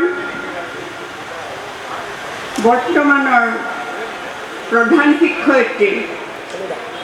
শিক্ষয়িত্ৰীকে প্ৰমুখ কৰি বৰ্তমানৰ শিক্ষক শিক্ষয়িত্ৰীসকল, যিসকলে এই মহাৰজত জয়ন্তী উদযাপন কৰিছে, বাল্যভৱন বিদ্যালয়ৰ বৰ্তমান পঢ়ি থকা ছাত্ৰ ছাত্ৰীসকল আৰু লগত প্ৰাক্তন ছাত্ৰ ছাত্ৰীসকল, যিসকলে বাল্যভৱনৰ তেওঁলোকৰ মৰমৰ বিদ্যালয়খনৰ এই বিশেষ উৎসৱ বুলি বহু দূৰ দূৰণিৰ পৰা শুনিছোঁ, বিদেশৰ পৰাও ঢপলিয়াই আহিছে। তেওঁলোকে ইয়াত তাহানিতে এৰি যোৱা শৈশৱ আৰু কৈশোৰক কিজানি আকৌ ঘূৰাই পাব বুলি। প্ৰাক্তন ছাত্ৰ ছাত্ৰীসকলৰ সেই আৱেগক মই শ্ৰদ্ধা জনাইছোঁ, যিহেতুকে আজিকালি যি দেখিলোঁ, আৰু আমাৰ আগৰ বক্তা অনুৰাধা পূজাৰীৰ বক্তব্যটো মন চুই গৈছে যে আজিকালি কেনেকুৱা হৈছে, পিতৃবিয়োগত যদি ৰীত বুলি দিব পাৰে, সেই আৱেগবোৰ ক'লৈ গ'ল? যিবোৰ দৰকাৰী আৱেগ, যিবোৰে সমাজ ধৰি ৰাখিব, সেই আৱেগবোৰ নাইকিয়া হ'ল। আৰু ভাবিছোঁ 5টা শ্ৰেণী, পঞ্চম, ষষ্ঠ, সপ্তম, অষ্টম, নৱম, 5টা শ্ৰেণীৰ 5খন হাতে লিখা আলোচনী উন্মোচন কৰিবলৈ নিমন্ত্ৰণ পাই মই আহিছোঁ, আৰু উন্মোচন ইতিমধ্যে কৰা হৈছে। ভাবিছিলোঁ সেই 5টা শ্ৰেণীৰ চাগে ছাত্ৰ ছাত্ৰীও ভৰি থাকিব, আৰু বিশেষকৈ যিসকলে এই 5খন আলোচনীত যিসকলৰ নিজে হাতৰে লিখিছে, সেই সাহিত্যপ্ৰেমীসকল, কলা কুশলীসকল ইমান ধুনীয়াকৈ আঁকিছে। কেইবাখনতো দেখিলোঁ জুবিনৰ হুবহু ছবি আঁকিছে। সেইসকলো উপস্থিত থাকিব বুলি ভাবিছিলোঁ, কিন্তু তেওঁলোক নাই যদিও মোৰ চকুৰ আগত দেখা নাই। কিন্তু মই যিহেতুকে মোক নিমন্ত্ৰণ কৰোঁতে কৈছিল আপুনি উন্মোচন কৰি আপুনি এষাৰ ক'ব লাগিব, গতিকে মোৰ ক'বলগীয়া মই কমেই। আজিৰ যি ডিজিটেল যুগত পূৰ্বৱৰ্তী বক্তাই কৈ যোৱা অনুৰাধা শৰ্মা পূজাৰীয়ে যে আৰ্টিফিচিয়েল ইণ্টেলিজেঞ্চ কৃত্ৰিম বুদ্ধিমত্তাই কেনেকুৱা কৰি পেলাইছে, তেনেকুৱা এটা যুগত এই হাতে লিখা আলোচনীৰ মূল্য কিমান বেছি তাক আৰু ভাষাৰে বুজাব নোৱাৰি। তেনেকুৱা এখন সমাজত যিখনত অনবৰত মোবাইল টিপি ল'ৰা ছোৱালীয়ে ব্যস্ত থাকে, তাত যে এইবোৰ হাতে লিখা, প্ৰেছত ছাপা নকৰি ডিটিপি নকৰি হাতে লিখি যে আলোচনীকেইখন সম্পূৰ্ণ কৰিছে ইমান সুন্দৰকৈ, বান্ধনো বৰ ধুনীয়া হৈছে, কভাৰ পেজবোৰ ধুনীয়া হৈছে, তেওঁলোকে বেলেগ বেলেগ নাম দিছে, মুকুল, আহ্লাদ, সুবাস, জ্ঞানদীপ, জ্ঞানৰ অন্বেষণ ইত্যাদি বিভিন্ন নামত, মুকুল নহয় মুকুতা, সোণালী শৈশৱ, এনেকুৱা বিভিন্ন নামত এই 5টা শ্ৰেণীয়ে 5খন হাতে লিখা আলোচনী উলিয়াই আনিছে। সেই সাহিত্যসেৱীসকল তেওঁলোকক ক'বলৈ বিচাৰিছোঁ, তেওঁলোকে যেন এই চৰ্চা অটুট ৰাখে। তেওঁলোকৰ আগত তেওঁলোকৰ সতীৰ্থ, বাল্যভৱনৰ সতীৰ্থ অৰূপ দত্তৰ নিচিনা লেখক আছে, অদিতি বেজবৰুৱাৰ নিচিনা লেখিকা আছে, বা অভিজিত শৰ্মা বৰুৱা যিদৰে ঔপন্যাসিক আছে বাল্যভৱনৰ পৰা যোৱা, সেইসকল তেওঁলোকৰ আদৰ্শ আছে। গতিকে মই আশা কৰিছোঁ এই সাহিত্যসেৱীসকলো তেওঁলোকৰ ভৱিষ্যত সেইদৰে উজ্জ্বল হৈ পৰিব। সুমন্ত চলিহাও এই বাল্যভৱনৰ পৰাই যোৱা, সেইসকল তেওঁলোকৰ আদৰ্শ হ'ব, বিশেষকৈ এই লিখাৰ ক্ষেত্ৰত তেওঁলোকৰ দৰে বিখ্যাত লেখক হওক। আজি এই মঞ্চত থিয় হৈ এই শুভক্ষণত 10 নৱেম্বৰত আৰম্ভ হৈছিল বাল্যভৱন। অহাৰ পৰা এই ৰভা তলখনত বগা, নীলা, হালধীয়া কাপোৰ দেখি মোৰ বাল্যভৱনৰ লগত মোৰ সম্পৰ্কটো আচলতে মই বাল্যভৱনৰ ছাত্ৰীৰ অভিভাৱক আছিলোঁ। মোৰ ছোৱালীয়ে ইয়াত পঢ়িছিল। মোৰ ছোৱালীও গুৱাহাটীৰ পৰা ঢপলিয়াই কালি ৰাতি 12 বজাত পাইছেহি। মোক সেই ছোৱালীৰ বাল্যভৱনত পঢ়া ইউনিফৰ্মটোলৈ মনত পৰিছে। নীলা, বগা, হালধীয়া, নীলা বগা ইউনিফৰ্ম, হালধীয়া চুৱেটাৰ, তাই সেই ড্ৰেছ কৰি অহা, বাল্যভৱনলৈ অহা তাইক মই দেখি গৈছোঁ। আৰু সেই ইউনিফৰ্মটো শুনিছোঁ, মানে পাইছিলোঁ ক'ৰবাত, ইউনিফৰ্মটোৰ ডিজাইন দিছিল দেৱেশ্বৰী বৰুৱা বাইদেৱে। দেৱেশ্বৰী বৰুৱা বাইদেউ সুধীৰ বৰুৱাৰ পত্নী, যি সুধীৰ বৰুৱা মঞ্চ, সুধীৰ বৰুৱা আৰু সুৰেশ ৰাজখোৱা মঞ্চ বুলি এই মঞ্চ পাইছোঁ, যি দুজন বাল্যভৱন প্ৰতিষ্ঠাৰ মূল ব্যক্তি আছিল। সেই দুজনে চেন্নাইত মন্তেশ্বৰী পাছ কৰি থকা, ট্ৰেইনিং লৈ থকা অবলা গোহাঁই বাইদেউ প্ৰধান শিক্ষয়িত্ৰীৰ দায়িত্ব ল'বলৈ ইয়ালৈ এদিন মাতি আনিছিল। মন্তেশ্বৰী প্ৰক্ৰিয়াৰ এইখনে প্ৰথম বিদ্যালয় বুলি শুনিলোঁ। তাৰমানে আমি যিবোৰ স্কুলত পঢ়িছিলোঁ সেইবিলাক পুৰণি ধৰণৰ আছিলে। আমিতো ভাৰত স্বাধীন হোৱাৰ আগতেই বিদ্যালয়ত ভৰ্তি হৈছিলোঁ আৰু বাল্যভৱন হৈছে 1950 চনত সম্পূৰ্ণ স্বাধীনোত্তৰ কালৰ এখন বিদ্যালয়।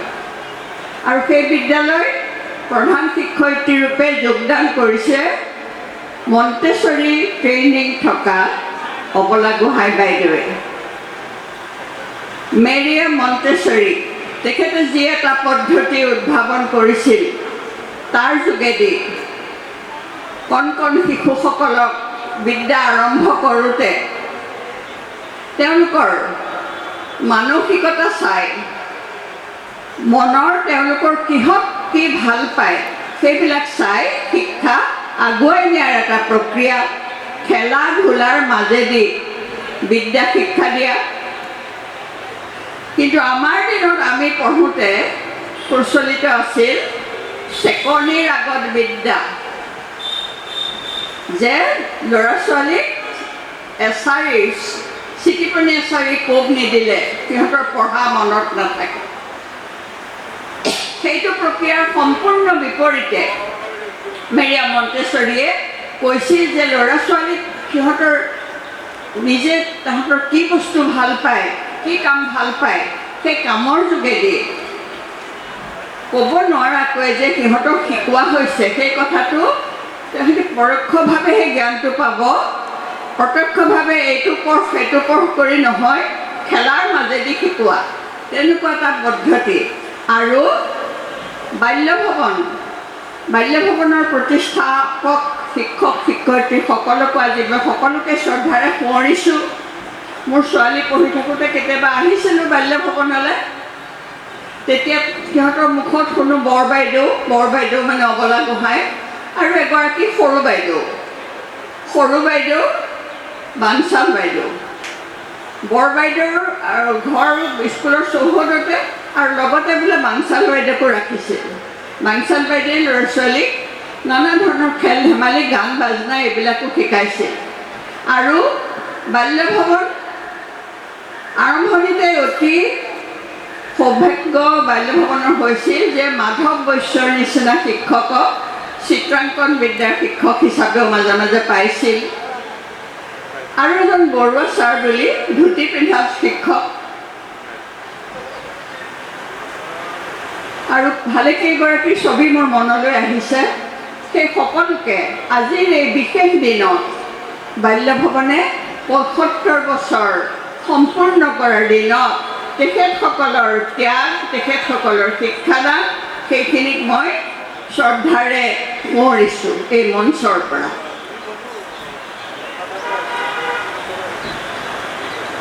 আগৰ বক্তাই কৈ গৈছে বাল্যভৱনে যান্ত্ৰিকভাৱে শিক্ষা দিয়াতকৈ যে মানুহ কৰিবলৈ বিচাৰিছে, এই মানুহ কৰিবলৈ বিচৰাটোৰ প্ৰমাণ দেখিছোঁ। তেওঁলোক দূৰ দূৰণিৰ পৰা বাল্যভৱনলৈ খেদি অহা এই হেঁপাহটো দেখি। আমাৰ প্ৰতিবেশীৰ এজন অংকুৰ শইকীয়া লণ্ডনৰ পৰা আহিছে বুলি শুনিছোঁ, উদয় শইকীয়া ভাস্কৰ অষ্ট্ৰেলিয়াত থাকে। এনেকৈ বাল্যভৱনলৈ কিয় খেদি আহিছে ইমান কাম এৰি? চবৰেতো কাম আজিকালি কাম কাৰ নাই যে দেউতাক মৰিলে ৰিপ বুলি লিখি দিব, তেনেকুৱা কাম চবৰে। কিন্তু এই হেঁপাহ, এই আৱেগখিনিক আমি জীয়াই ৰাখিব লাগিব। যি আৱেগত দেশৰ শিক্ষা সংস্কৃতিৰ উন্নতিৰ কাৰণে মানুহে নিজৰ স্বাৰ্থ ত্যাগ কৰিব পাৰে, তেনেকুৱা যোৰহাট যিখন যোৰহাট অসমৰ সাংস্কৃতিক ৰাজধানী, সেই অসমৰ সাংস্কৃতিক ৰাজধানীৰ কেন্দ্ৰ বুলি ক'ব পাৰোঁ চন্দ্ৰকান্ত সন্দিকৈ ভৱন, য'ত অসম সাহিত্য সভাৰ কেন্দ্ৰীয় কাৰ্যালয় আছে। আৰু বাল্যভৱনৰ প্ৰথম শ্ৰেণী আৰম্ভ হৈছিল চন্দ্ৰকান্ত সন্দিকৈ হলত ৬জন নে ৭জন ছাত্ৰ ছাত্ৰীয়ে। আৰু এই বাল্যভৱনে সেই ঐতিহ্য অটুট ৰাখিছে। বাল্যভৱনে যোৰহাটৰ সেই সাংস্কৃতিক নগৰ বুলি কোৱা যোৰহাটৰ সংস্কৃতিক বাল্যভৱনে বিভিন্নজন গুণী জ্ঞানী ব্যক্তিৰ সৃষ্টিৰে সেই যোৰহাটৰ সেই সংস্কৃতিক সমৃদ্ধ কৰি ৰাখিছে। আৰু মই ভাবিছোঁ আগলৈও বাল্যভৱনে এইদৰে বিভিন্ন প্ৰকৃত মানুহ, যন্ত্ৰ মানৱ নহয়, প্ৰকৃত মানুহ উলিয়াই থাকিব। যোৰহাটত আজি পুৰণি যোৰহাটৰ কথাবোৰ হেৰাই গৈছে। যোৰহাটৰ আগৰ বাগানৰ মালিকসকল কেনেকুৱা উদাৰ আছিল, কেনেকৈ দান কৰিছিল, তেনেকুৱা এতিয়া সেইবিলাক গোটেইবিলাক বেলেগ হৈ গ'ল। তেনেকৈ মালিকৰ হাতত বাগানবোৰো নাই বুলিয়ে শুনিছোঁ, তেনেকুৱা হৈ গ'ল। আৰু যি যোৰহাটে সন্দিকৈ পৰিয়ালে চন্দ্ৰকান্ত সন্দিকৈ ভৱন দান দিছিলে, শিৱপ্ৰসাদ বৰুৱা হেমেন বৰুৱাৰ পৰিয়ালে বিষ্ণুৰাম বৰুৱা হল দান দিছিলে, জগন্নাথ বৰুৱা কলেজ বৰপাত্ৰ কুটিৰে সৈতে 15 বিঘা মাটিৰ দান দিছিলে জগন্নাথ বৰুৱাৰ নাতি মুৰলীধৰ বৰুৱাই। আৰু অনুৰাধা পূজাৰীৰ পৰা শুনিলোঁ বাল্য ভৱনতো ঘৰ সাজিবলৈ কোনোবাই টকা পইচা বহুত দিছিল, ঘৰ সজাই দিছিল। তেনেকুৱা ত্যাগী মানুহবোৰ আজিকালি নাইকিয়া হৈ গ'ল। তাৰ ঠাইত এতিয়া কি হৈছে, দেশৰ সম্পদ আমাৰ প্ৰাণৰ শিল্পীক কমোডিটি হিচাপে ব্যৱহাৰ কৰি কেনেকৈ টকা আৰ্জিব পাৰি। জুবিন গাৰ্গে গান গাই পোৱা পইচা জুবিন গাৰ্গে গোটেইবোৰ নলৈ আধাই এৰি দিয়ে বা ক'ৰবাত দোকানত খাই পেলাই 100 টকাৰ খালেও তেওঁ 1000 টকা দিয়ে। আৰু সেই বেছিকৈ দিয়াটো গম পায় তেওঁৰ লগত থকাবিলাকে, সেইটো আকৌ দোকানৰ পৰা লৈ যায়। এতিয়া মেণ্টেলিটি মানসিকতা আমি সেইবোৰ দেখিছোঁ। কিন্তু সেই মানসিকতাৰ বিপৰীতে আমি আগৰ যোৰহাটৰ মানসিকতা যদি ঘূৰাই আনিব পাৰোঁ, দানৱীৰ মুৰলীধৰ বৰুৱাৰ নিচিনা মানুহ, দানৱীৰ শিৱপ্ৰসাদ বৰুৱাৰ নিচিনা মানুহ যদি আমি আকৌ সৃষ্টি কৰিব পাৰোঁ, তেতিয়াহে যোৰহাটক কেন্দ্ৰত লৈ অসমে উন্নতি কৰিব পাৰিব। কিয়নো অসমৰ গোটেই আচল বস্তুখিনি যোৰহাটৰ পৰা আৰম্ভ হৈছিল। যোৰহাটৰ কৃষ্ণকান্ত সন্দিকৈ জে.বি. কলেজৰ ফণীধৰ দত্ত গৈ গুৱাহাটী বিশ্ববিদ্যালয়ৰ প্ৰথম শিক্ষানুষ্ঠান পাতিছিল। গতিকে যোৰহাটত এই বাল্য ভৱনে এটা বিশেষ ভূমিকা ল'ব পাৰে। বাল্য ভৱনে যি বাল্য ভৱনৰ আগৰ অতীত যে ইংলিছ মিডিয়াম খুলিবলৈ ইমানখিনি পইচা দিলেতো নলৈছিলে, আগলৈও যাতে সেই মানসিকতাটো থাকে। কোনোবা বাল্য ভৱন এনেকুৱা এটা বিদ্যালয় যিটো বিদ্যালয়ে গঢ় দিয়া ছাত্ৰ এতিয়া আমাক চলাই আছে। হিমন্ত বিশ্ব শৰ্মা বাল্য ভৱনতে পঢ়ি যোৱা, কিন্তু কোনোবা মিনিষ্টাৰে দিলেই যে এইখিনি এনেকুৱা কৰিব লাগিব বুলি ক'লে যাতে বাল্য ভৱন মান্তি নহয়।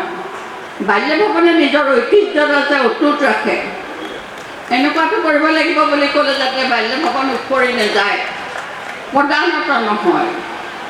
মিনিষ্টাৰক যাতে ভৰিত নপৰে, মিনিষ্টাৰক মূৰত ধৰি আশীৰ্বাদ দিব লাগিব বাল্য ভৱনে, তোমাৰ সুমতি হওক, তুমি দেশৰ উন্নতিৰ ভাল কাম কৰা, এই বুলি মিনিষ্টাৰক বাল্য ভৱনে ক'ব পাৰিব লাগিব। মই সেই বাল্য ভৱনে বিচাৰিছোঁ। আৰু বিশেষ নকওঁ, যিহেতুকে শ্ৰোতা নাই কাৰণে মোৰ ক'বলগীয়া কথাখিনি বহুত মই কমাই দিলোঁ। তথাপিও বাল্য ভৱনে এতিয়াও ইয়াত নাই যদিও জোনালীহঁতে মোক এনেকৈ মাতি আনি এইখন সুবিধা দিলে, মোক এই সন্মান যাচিলে, তাৰ বাবে মই কৃতজ্ঞতা জ্ঞাপন কৰিছোঁ। নমস্কাৰ।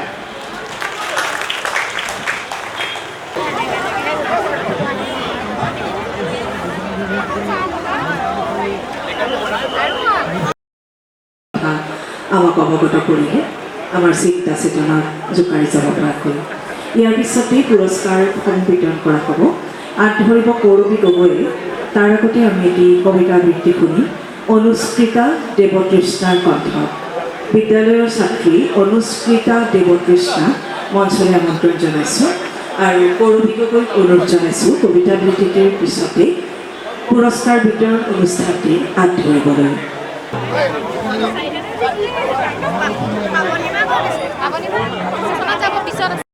কলাগুৰু বিষ্ণুপ্ৰসাদ ৰাভা।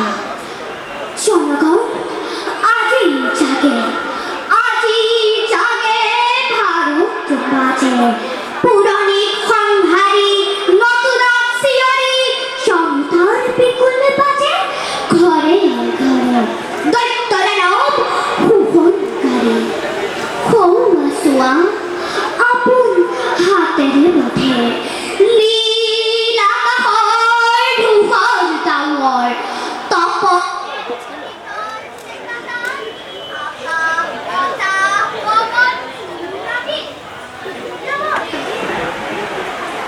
নমস্কাৰ।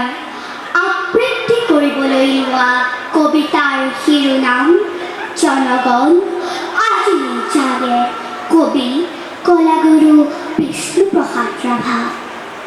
জনগণ আজি জাগে, আজি জাগে ভারত মাঝে, পুরনি সংহারী নতুন শিয়রি জনতার বিকুল বাজে, ঘরে ঘরে দৈত্যদানব হুঙ্কারী।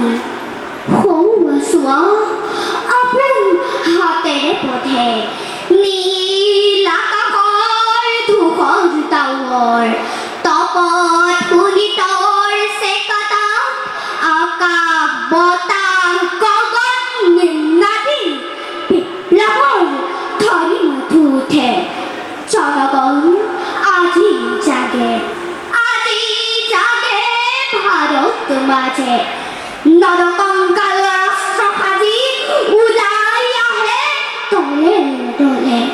হে শান্তির সেনানী, হে মুক্তির বাহিনী, মাতেছে ক্ষণে ক্ষণে। জনগণ আজি জাগে, আজি জাগে ভারত মাঝে।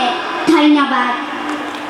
পুৰস্কাৰ বিতৰণৰ অনুষ্ঠানটিৰ আগ ধৰিবলৈ মঞ্চলৈ আহিবলৈ অনুৰোধ জনাইছোঁ কৰবী গগৈ। নমস্কাৰ। এতিয়া আমি বৰ্ষজোৰা কাৰ্যসূচীৰ যিসমূহ আন্তঃবিদ্যালয় তথা অসম ভিত্তিক বিভিন্ন প্ৰতিযোগিতাৰ আয়োজন কৰিছিলোঁ, সেই প্ৰতিযোগিতাসমূহৰ পুৰস্কাৰ বিতৰণ কৰিবলৈ আগবাঢ়িছোঁ। যিহেতু আমাৰ হাতত সময় সীমিত, সেইবাবে পুৰস্কৃত ছাত্ৰ ছাত্ৰীসকলক সাজু হৈ থাকিবৰ বাবে অনুৰোধ জনাই তেখেতসকলক আগবাঢ়ি আহি সন্মুখৰ আসনসমূহ গ্ৰহণ কৰিবৰ বাবে অনুৰোধ জনাইছোঁ। প্ৰথমেই যোৰহাট জিলা ভিত্তিক আন্তঃবিদ্যালয় তৰ্ক প্ৰতিযোগিতাৰ পুৰস্কাৰসমূহ ঘোষণা কৰি সেইসমূহৰ পুৰস্কাৰ বিতৰণ কৰিব খুজিছোঁ। এই আন্তঃবিদ্যালয় তৰ্ক প্ৰতিযোগিতাত শ্ৰেষ্ঠ তাৰ্কিকৰ সন্মান লাভ কৰিছিল প্ৰাগজ্যোতিকা ছিনিয়ৰ ছেকেণ্ডেৰী স্কুলৰ মূৰ্ছনা মহন্ত। দ্বিতীয় শ্ৰেষ্ঠ তাৰ্কিকৰ সন্মান লাভ কৰিছিল এনিশা বৰা স্প্ৰিংডেল উচ্চতৰ মাধ্যমিক বিদ্যালয়। আৰু তৃতীয় শ্ৰেষ্ঠ তাৰ্কিক যুটীয়াভাৱে অনিন্দিতা বৰা যোৰহাট চৰকাৰী উচ্চতৰ মাধ্যমিক বহুমুখী বালিকা বিদ্যালয় আৰু বাৰ্লি নিউ ক্ৰিচেণ্ট একাডেমি। আমি চাৰিওজন তাৰ্কিকক আগবাঢ়ি আহি আমাৰ মঞ্চত আসন গ্ৰহণ কৰি থকা ৰূপলেখা বাইদেউৰ হাতৰ পৰা বঁটা গ্ৰহণ কৰিবৰ বাবে অনুৰোধ জনাইছোঁ। মূৰ্ছনা মহন্ত শ্ৰেষ্ঠ তাৰ্কিক,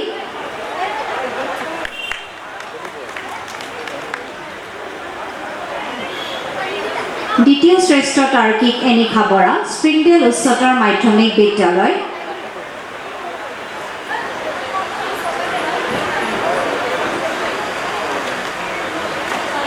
এনিশা বৰা অনুপস্থিত। তৃতীয় শ্ৰেষ্ঠ তাৰ্কিক অনিন্দিতা বৰা যোৰহাট চৰকাৰী উচ্চতৰ মাধ্যমিক বহুমুখী বালিকা বিদ্যালয় আৰু যুটীয়াভাৱে বাৰ্লি নিউ ক্ৰিচেণ্ট একাডেমি।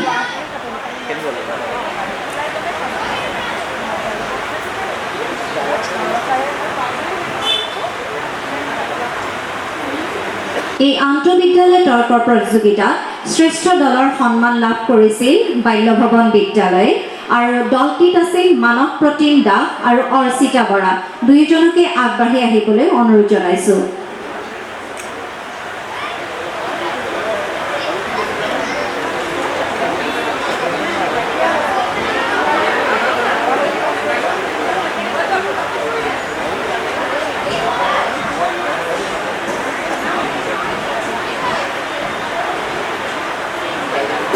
এয়া প্ৰথম শ্ৰেষ্ঠ দল বাল্যভৱন হাইস্কুল আৰু দ্বিতীয় শ্ৰেষ্ঠ দলৰ বঁটা লাভ কৰিবলৈ সক্ষম হৈছিল যোৰহাট চৰকাৰী উচ্চতৰ মাধ্যমিক বহুমুখী বালিকা বিদ্যালয়ৰ। তাত অংশগ্ৰহণকাৰী আছিল অনিন্দিতা বৰা আৰু ডিম্পী গায়ন। দুয়োগৰাকী ছাত্ৰীকে আগবাঢ়ি আহিবলৈ অনুৰোধ জনাইছোঁ।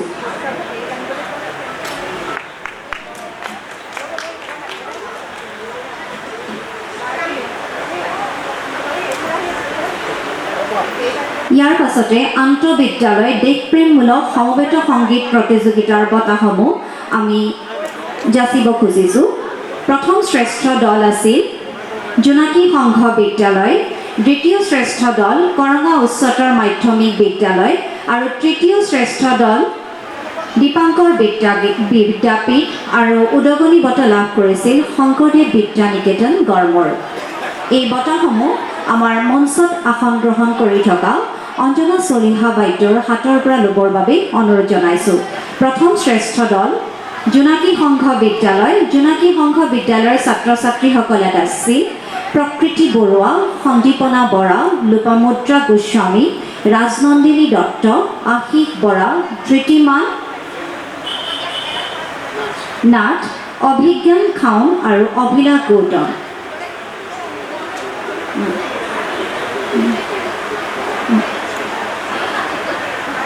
ছাত্ৰ ছাত্ৰীসকল যিসকল পুৰস্কাৰ গ্ৰহণ কৰিবলৈ ইয়ালৈ আহিছা, তোমালোকৰ কাৰণে এতিয়া আহাৰৰ ব্যৱস্থা কৰা হৈছে, তোমালোকে আহাৰ গ্ৰহণ কৰি যাবা।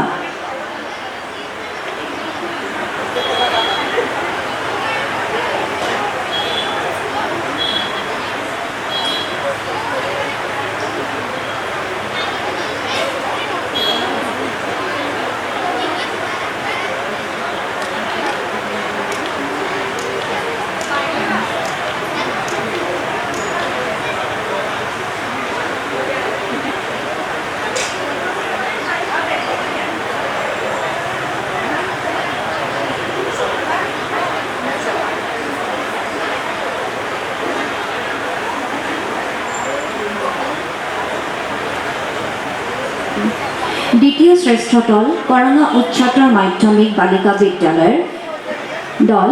তাত অংশগ্ৰহণকাৰী ছাত্ৰীসকল আছিল কাশ্মীৰী নেওগ, কৃষ্ণাক্ষী নাথ, বৰষা গগৈ, সমন্বিতা দত্ত, মৌচুমী পাচনি, মায়া বৰা, প্ৰীতি সন্দিকৈ আৰু প্ৰিয়াক্ষী ভৰালী। আটাইকেইগৰাকী ছাত্ৰীক মঞ্চলৈ আমন্ত্ৰণ জনাইছোঁ আৰু অঞ্জনা চলিহা বাইদেউৰ হাতৰ পৰা বঁটা গ্ৰহণ কৰিবলৈ অনুৰোধ জনাইছোঁ।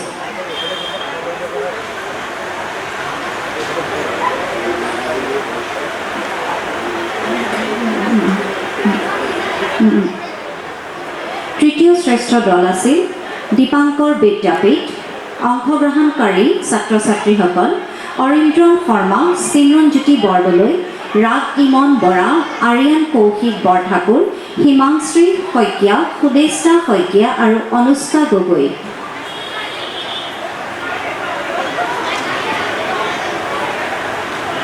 দীপাংকৰ বিদ্যাপীঠৰ ছাত্ৰ ছাত্ৰীসকল অনুপস্থিত। উদগনি বঁটা লাভ কৰিছিল শংকৰদেৱ বিদ্যা নিকেতন গড়মূৰৰ।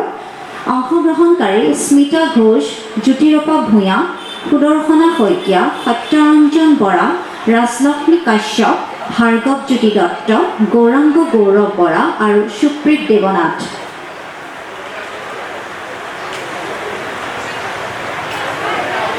তেখেতসকলকো আমাৰ মঞ্চত উপবিষ্ট অঞ্জনা চলিহা বাইদেউৰ হাতৰ পৰা বঁটা গ্ৰহণ কৰিবলৈ অনুৰোধ জনাইছোঁ।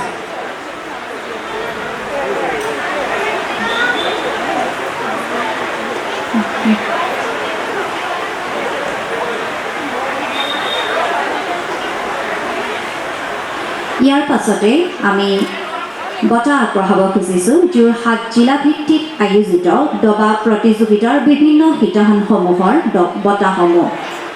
এই দবা প্ৰতিযোগিতাত নিম্ন শাখাত প্ৰথম স্থানপ্ৰাপ্ত ডেলিশা আহমেদ, ছেমফৰ্ড ফিউচাৰিষ্টিক স্কুল। দ্বিতীয় শ্ৰেষ্ঠ দবা খেলুৱৈ জায়ান ৰহমান, জোনাকী সংঘ বিদ্যালয়। তৃতীয় কৃতিকা গোস্বামী, শংকৰদেৱ বিদ্যা নিকেতন গড়মূৰ আৰু চতুৰ্থ প্ৰাচী কোঁৱৰ, ছেমফৰ্ড ফিউচাৰিষ্টিক স্কুল।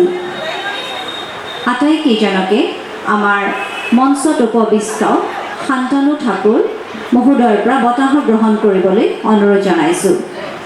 প্ৰথম নিম্ন শাখা ডেলিশা আহমেদ, ছেমফৰ্ড ফিউচাৰিষ্টিক স্কুল। দ্বিতীয় জায়ান ৰহমান, জোনাকী সংঘ বিদ্যালয়। তৃতীয় কৃতিকা গোস্বামী, শংকৰদেৱ বিদ্যা নিকেতন গড়মূৰ।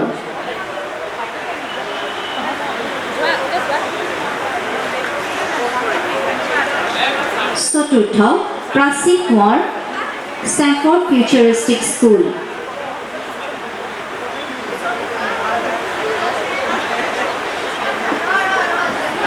উচ্চ শাখাত দবা প্ৰতিযোগিতাৰ প্ৰথম স্থানপ্ৰাপ্ত আছিল গুণাৰ্ণৱ গগৈ স্প্ৰিংডেল হাইস্কুল, দ্বিতীয় সৈয়দ জাবিৰ হামদাদ ডন বস্কো, তৃতীয় ছায়েন্স অফিক চেম্পট ফিউচাৰিষ্টিক স্কুল আৰু চতুৰ্থ বুদ্ধিসত্ত্ব ভৌমিক স্প্ৰিংডেল হাইস্কুল। উচ্চ শাখাৰ সকলো প্ৰতিযোগীকে শান্তনু ঠাকুৰ মহোদয়ৰ পৰা বঁটা গ্ৰহণ কৰিবলৈ জনোৱা হৈছে। প্ৰথম গুণাৰ্ণৱ গগৈ স্প্ৰিংডেল হাইস্কুল, দ্বিতীয় সৈয়দ জাবিৰ হামদাদ ডন বস্কো, দ্বিতীয় সৈয়দ জাবিৰ হামদাদ নিশ্চয় অনুপস্থিত, তৃতীয় ছায়েন্স অফিক চেম্পট ফিউচাৰিষ্টিক স্কুল। গুণাৰ্ণৱ গগৈ তেখেত স্প্ৰিংডেল,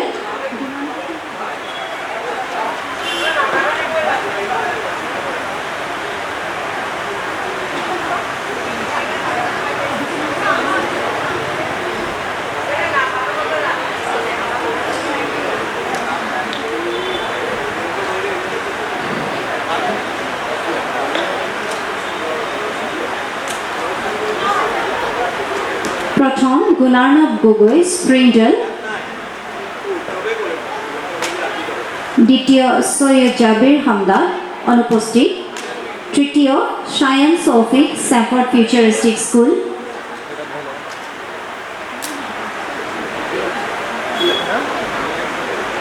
চতুৰ্থ বুদ্ধিসত্ত্ব ভৌমিক স্প্ৰিংডেল অনুপস্থিত, বুদ্ধিসত্ত্ব ভৌমিক। শ্ৰেষ্ঠ বিদ্যালয়ৰ সন্মান লাভ কৰিছিল চেম্পট ফিউচাৰিষ্টিক স্কুল। চেম্পট ফিউচাৰিষ্টিক স্কুলৰ বঁটা গ্ৰহণ কৰিবৰ বাবে অনুৰোধ জনাইছোঁ। চেম্পট ফিউচাৰিষ্টিক স্কুলৰ বঁটা গ্ৰহণ কৰিবৰ বাবে অনুৰোধ জনাইছোঁ। চেম্পট ফিউচাৰিষ্টিকৰ যিসকল ছাত্ৰ ছাত্ৰী আছা তোমালোক সকলো মঞ্চলৈ উঠি আহা।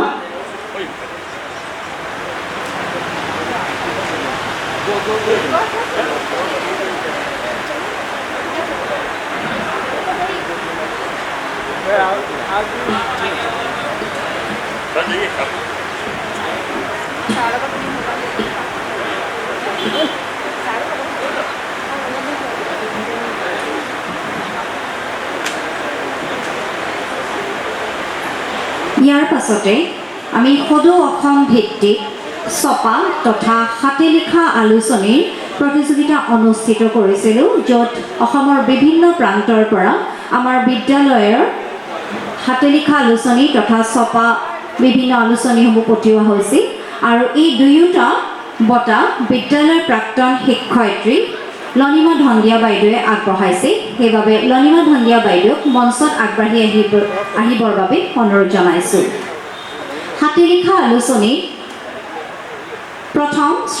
প্ৰথম আলোচনীৰ বঁটা লাভ কৰিছে Don Bosco senior secondary school.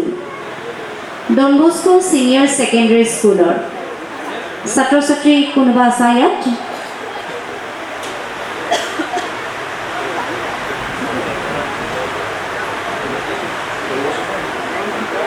Don Bosco senior secondary স্কুলৰ কোনোবা শিক্ষক নতুবা ছাত্ৰ ছাত্ৰী ইয়াত উপস্থিত আছে যদি মঞ্চত আগবাঢ়ি আহিবৰ বাবে অনুৰোধ জনাইছোঁ। দ্বিতীয় শ্ৰেষ্ঠ হাতে লিখা আলোচনীৰ সন্মান লাভ কৰিছিল মিহিৰাম শইকীয়া উচ্চতৰ মাধ্যমিক বিদ্যালয় Titabar.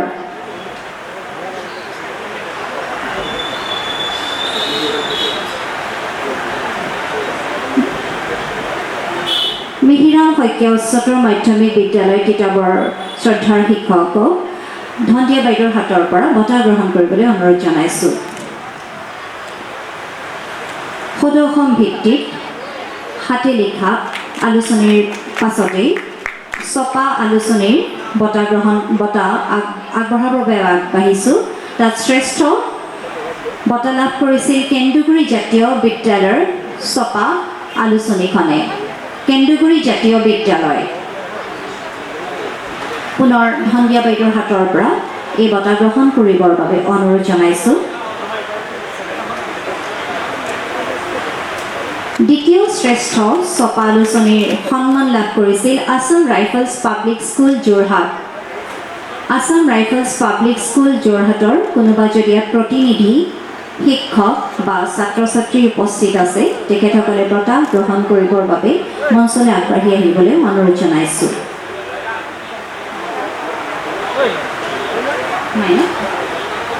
Assam rifles public school যোৰহাটৰ অনুপস্থিত আছে আৰু ধন্দিয়া বাইদেউক ধন্যবাদ জ্ঞাপন কৰিছোঁ। ইয়াৰ পাছতে বিভিন্ন আমাৰ বিদ্যালয়ত অনুষ্ঠিত মহাৰাজা জয়ন্তী উপলক্ষে যিসমূহ প্ৰতিযোগিতা অনুষ্ঠিত কৰা হৈছিল এই প্ৰতিযোগিতাসমূহৰ বঁটা আগবঢ়াৰ বাবে আগবাঢ়িছোঁ। আন্তঃবিদ্যালয় মহাৰাজা জয়ন্তী উপলক্ষে বিদ্যালয় পৰ্যায়ত মহাৰাজা জয়ন্তী উপলক্ষে প্ৰস্তৰ বনোৱা প্ৰতিযোগিতা অনুষ্ঠিত কৰা হৈছিল। তাত নিম্ন শাখাত প্ৰথম দলৰ সন্মান লাভ কৰিছিল জোনাকী দল, য'ত ছাত্ৰ ছাত্ৰীসকল আছিল প্ৰিয়াশ্ৰী খাউন, প্ৰিয়াংশী দত্ত, প্ৰিন্সিপ্ৰিয়া বৰুৱা, ৰাধিকা বৰুৱা আৰু প্ৰীতম শৰ্মা। প্ৰথম দলৰ সন্মান লাভ কৰিছিল প্ৰিয়াশ্ৰী খাউন, প্ৰিয়াংশী দত্ত, প্ৰিন্সিপ্ৰিয়া বৰুৱা, ৰাধিকা বৰুৱা আৰু প্ৰীতম শৰ্মাৰ দল।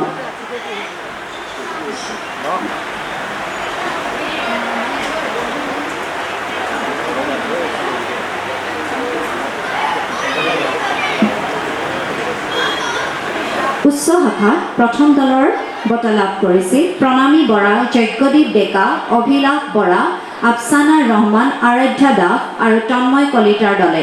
তোমালোক যিকেইজন ছাত্ৰ ছাত্ৰী আছা মঞ্চত আগবাঢ়ি আহিবৰ বাবে অনুৰোধ জনাইছোঁ। প্ৰণামী বৰা, যজ্ঞদীপ ডেকা, অভিলাষ বৰা, আফচানা ৰহমান, আৰাধ্যা দাস আৰু তন্ময় কলিতা। যিসকল ছাত্ৰ ছাত্ৰী আছা অনতিপলমে মঞ্চত আগবাঢ়ি আহিবৰ বাবে অনুৰোধ জনাইছোঁ। আৰু এই বঁটা মঞ্চত উপবিষ্ট হৈ থকা ৰূপলেখা বাইদেউৰ হাতৰ পৰা ল'বৰ বাবে অনুৰোধ জনাইছোঁ। দ্বিতীয় দলৰ সন্মান লাভ কৰিছিল ইশানী পূজাৰী, অনুশ্ৰী মেজ, অলংকৃতা দত্ত, আলোক হক, ৰিশান গোস্বামী আৰু নিৰ্বাণ বৰঠাকুৰৰ দলে। তোমালোক যিকেইজন ছাত্ৰ ছাত্ৰী আছা তোমালোক উঠি আহা।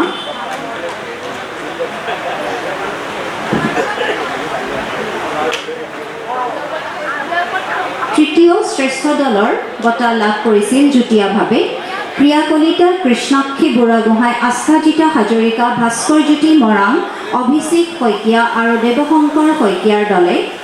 লগতে এই বঁটা যুটীয়াভাৱে লাভ কৰিবলৈ সক্ষম হৈছিল চিৰঞ্জিত মিলি, হিমাশ্ৰী টুকুৰীয়া, পাৰ্বী অধ্যাপক, পৰিতোষ শৰ্মা, অৰ্পণা দাস আৰু অভিৰাজ দাসে।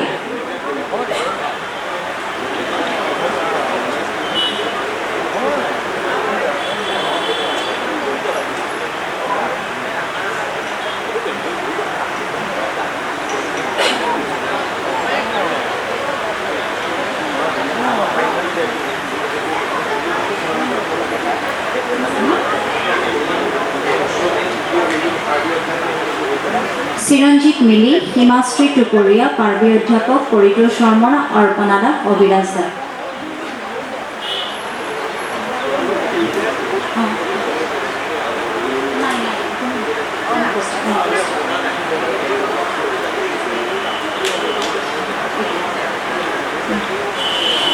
বিদ্যালয়ত আয়োজিত আকস্মিক বক্তৃতা প্ৰতিযোগিতাত প্ৰথম স্থান লাভ কৰিছিল অনুষ্কা ভৰালী, দ্বিতীয় অনুস্কৃতা দেৱতৃষ্ণা, তৃতীয় শশাংক ৰাজখোৱা আৰু যুটীয়াভাৱে আদ্ৰিতা বৰা আৰু উদগনি বঁটা লাভ কৰিছিল ত্ৰিদিশা বৰা।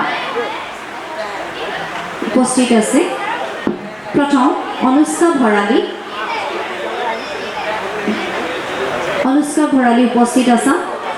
দ্বিতীয় অনুস্কৃতা দেৱতৃষ্ণা, তোমালোকক শান্তানু ঠাকুৰ মহোদয়ৰ পৰা বঁটা গ্ৰহণ কৰিবৰ বাবে অনুৰোধ জনাইছোঁ। প্ৰথম অনুষ্কা ভৰালী অনুপস্থিত, দ্বিতীয় অনুস্কৃতা দেৱতৃষ্ণা, তৃতীয় যুটীয়াভাৱে শশাংক ৰাজখোৱা আৰু আদ্ৰিতা বৰা। শশাংক আৰু আদ্ৰিতা অনুপস্থিত, উদগনি বঁটা লাভ কৰিছে ত্ৰিদিশা বৰা।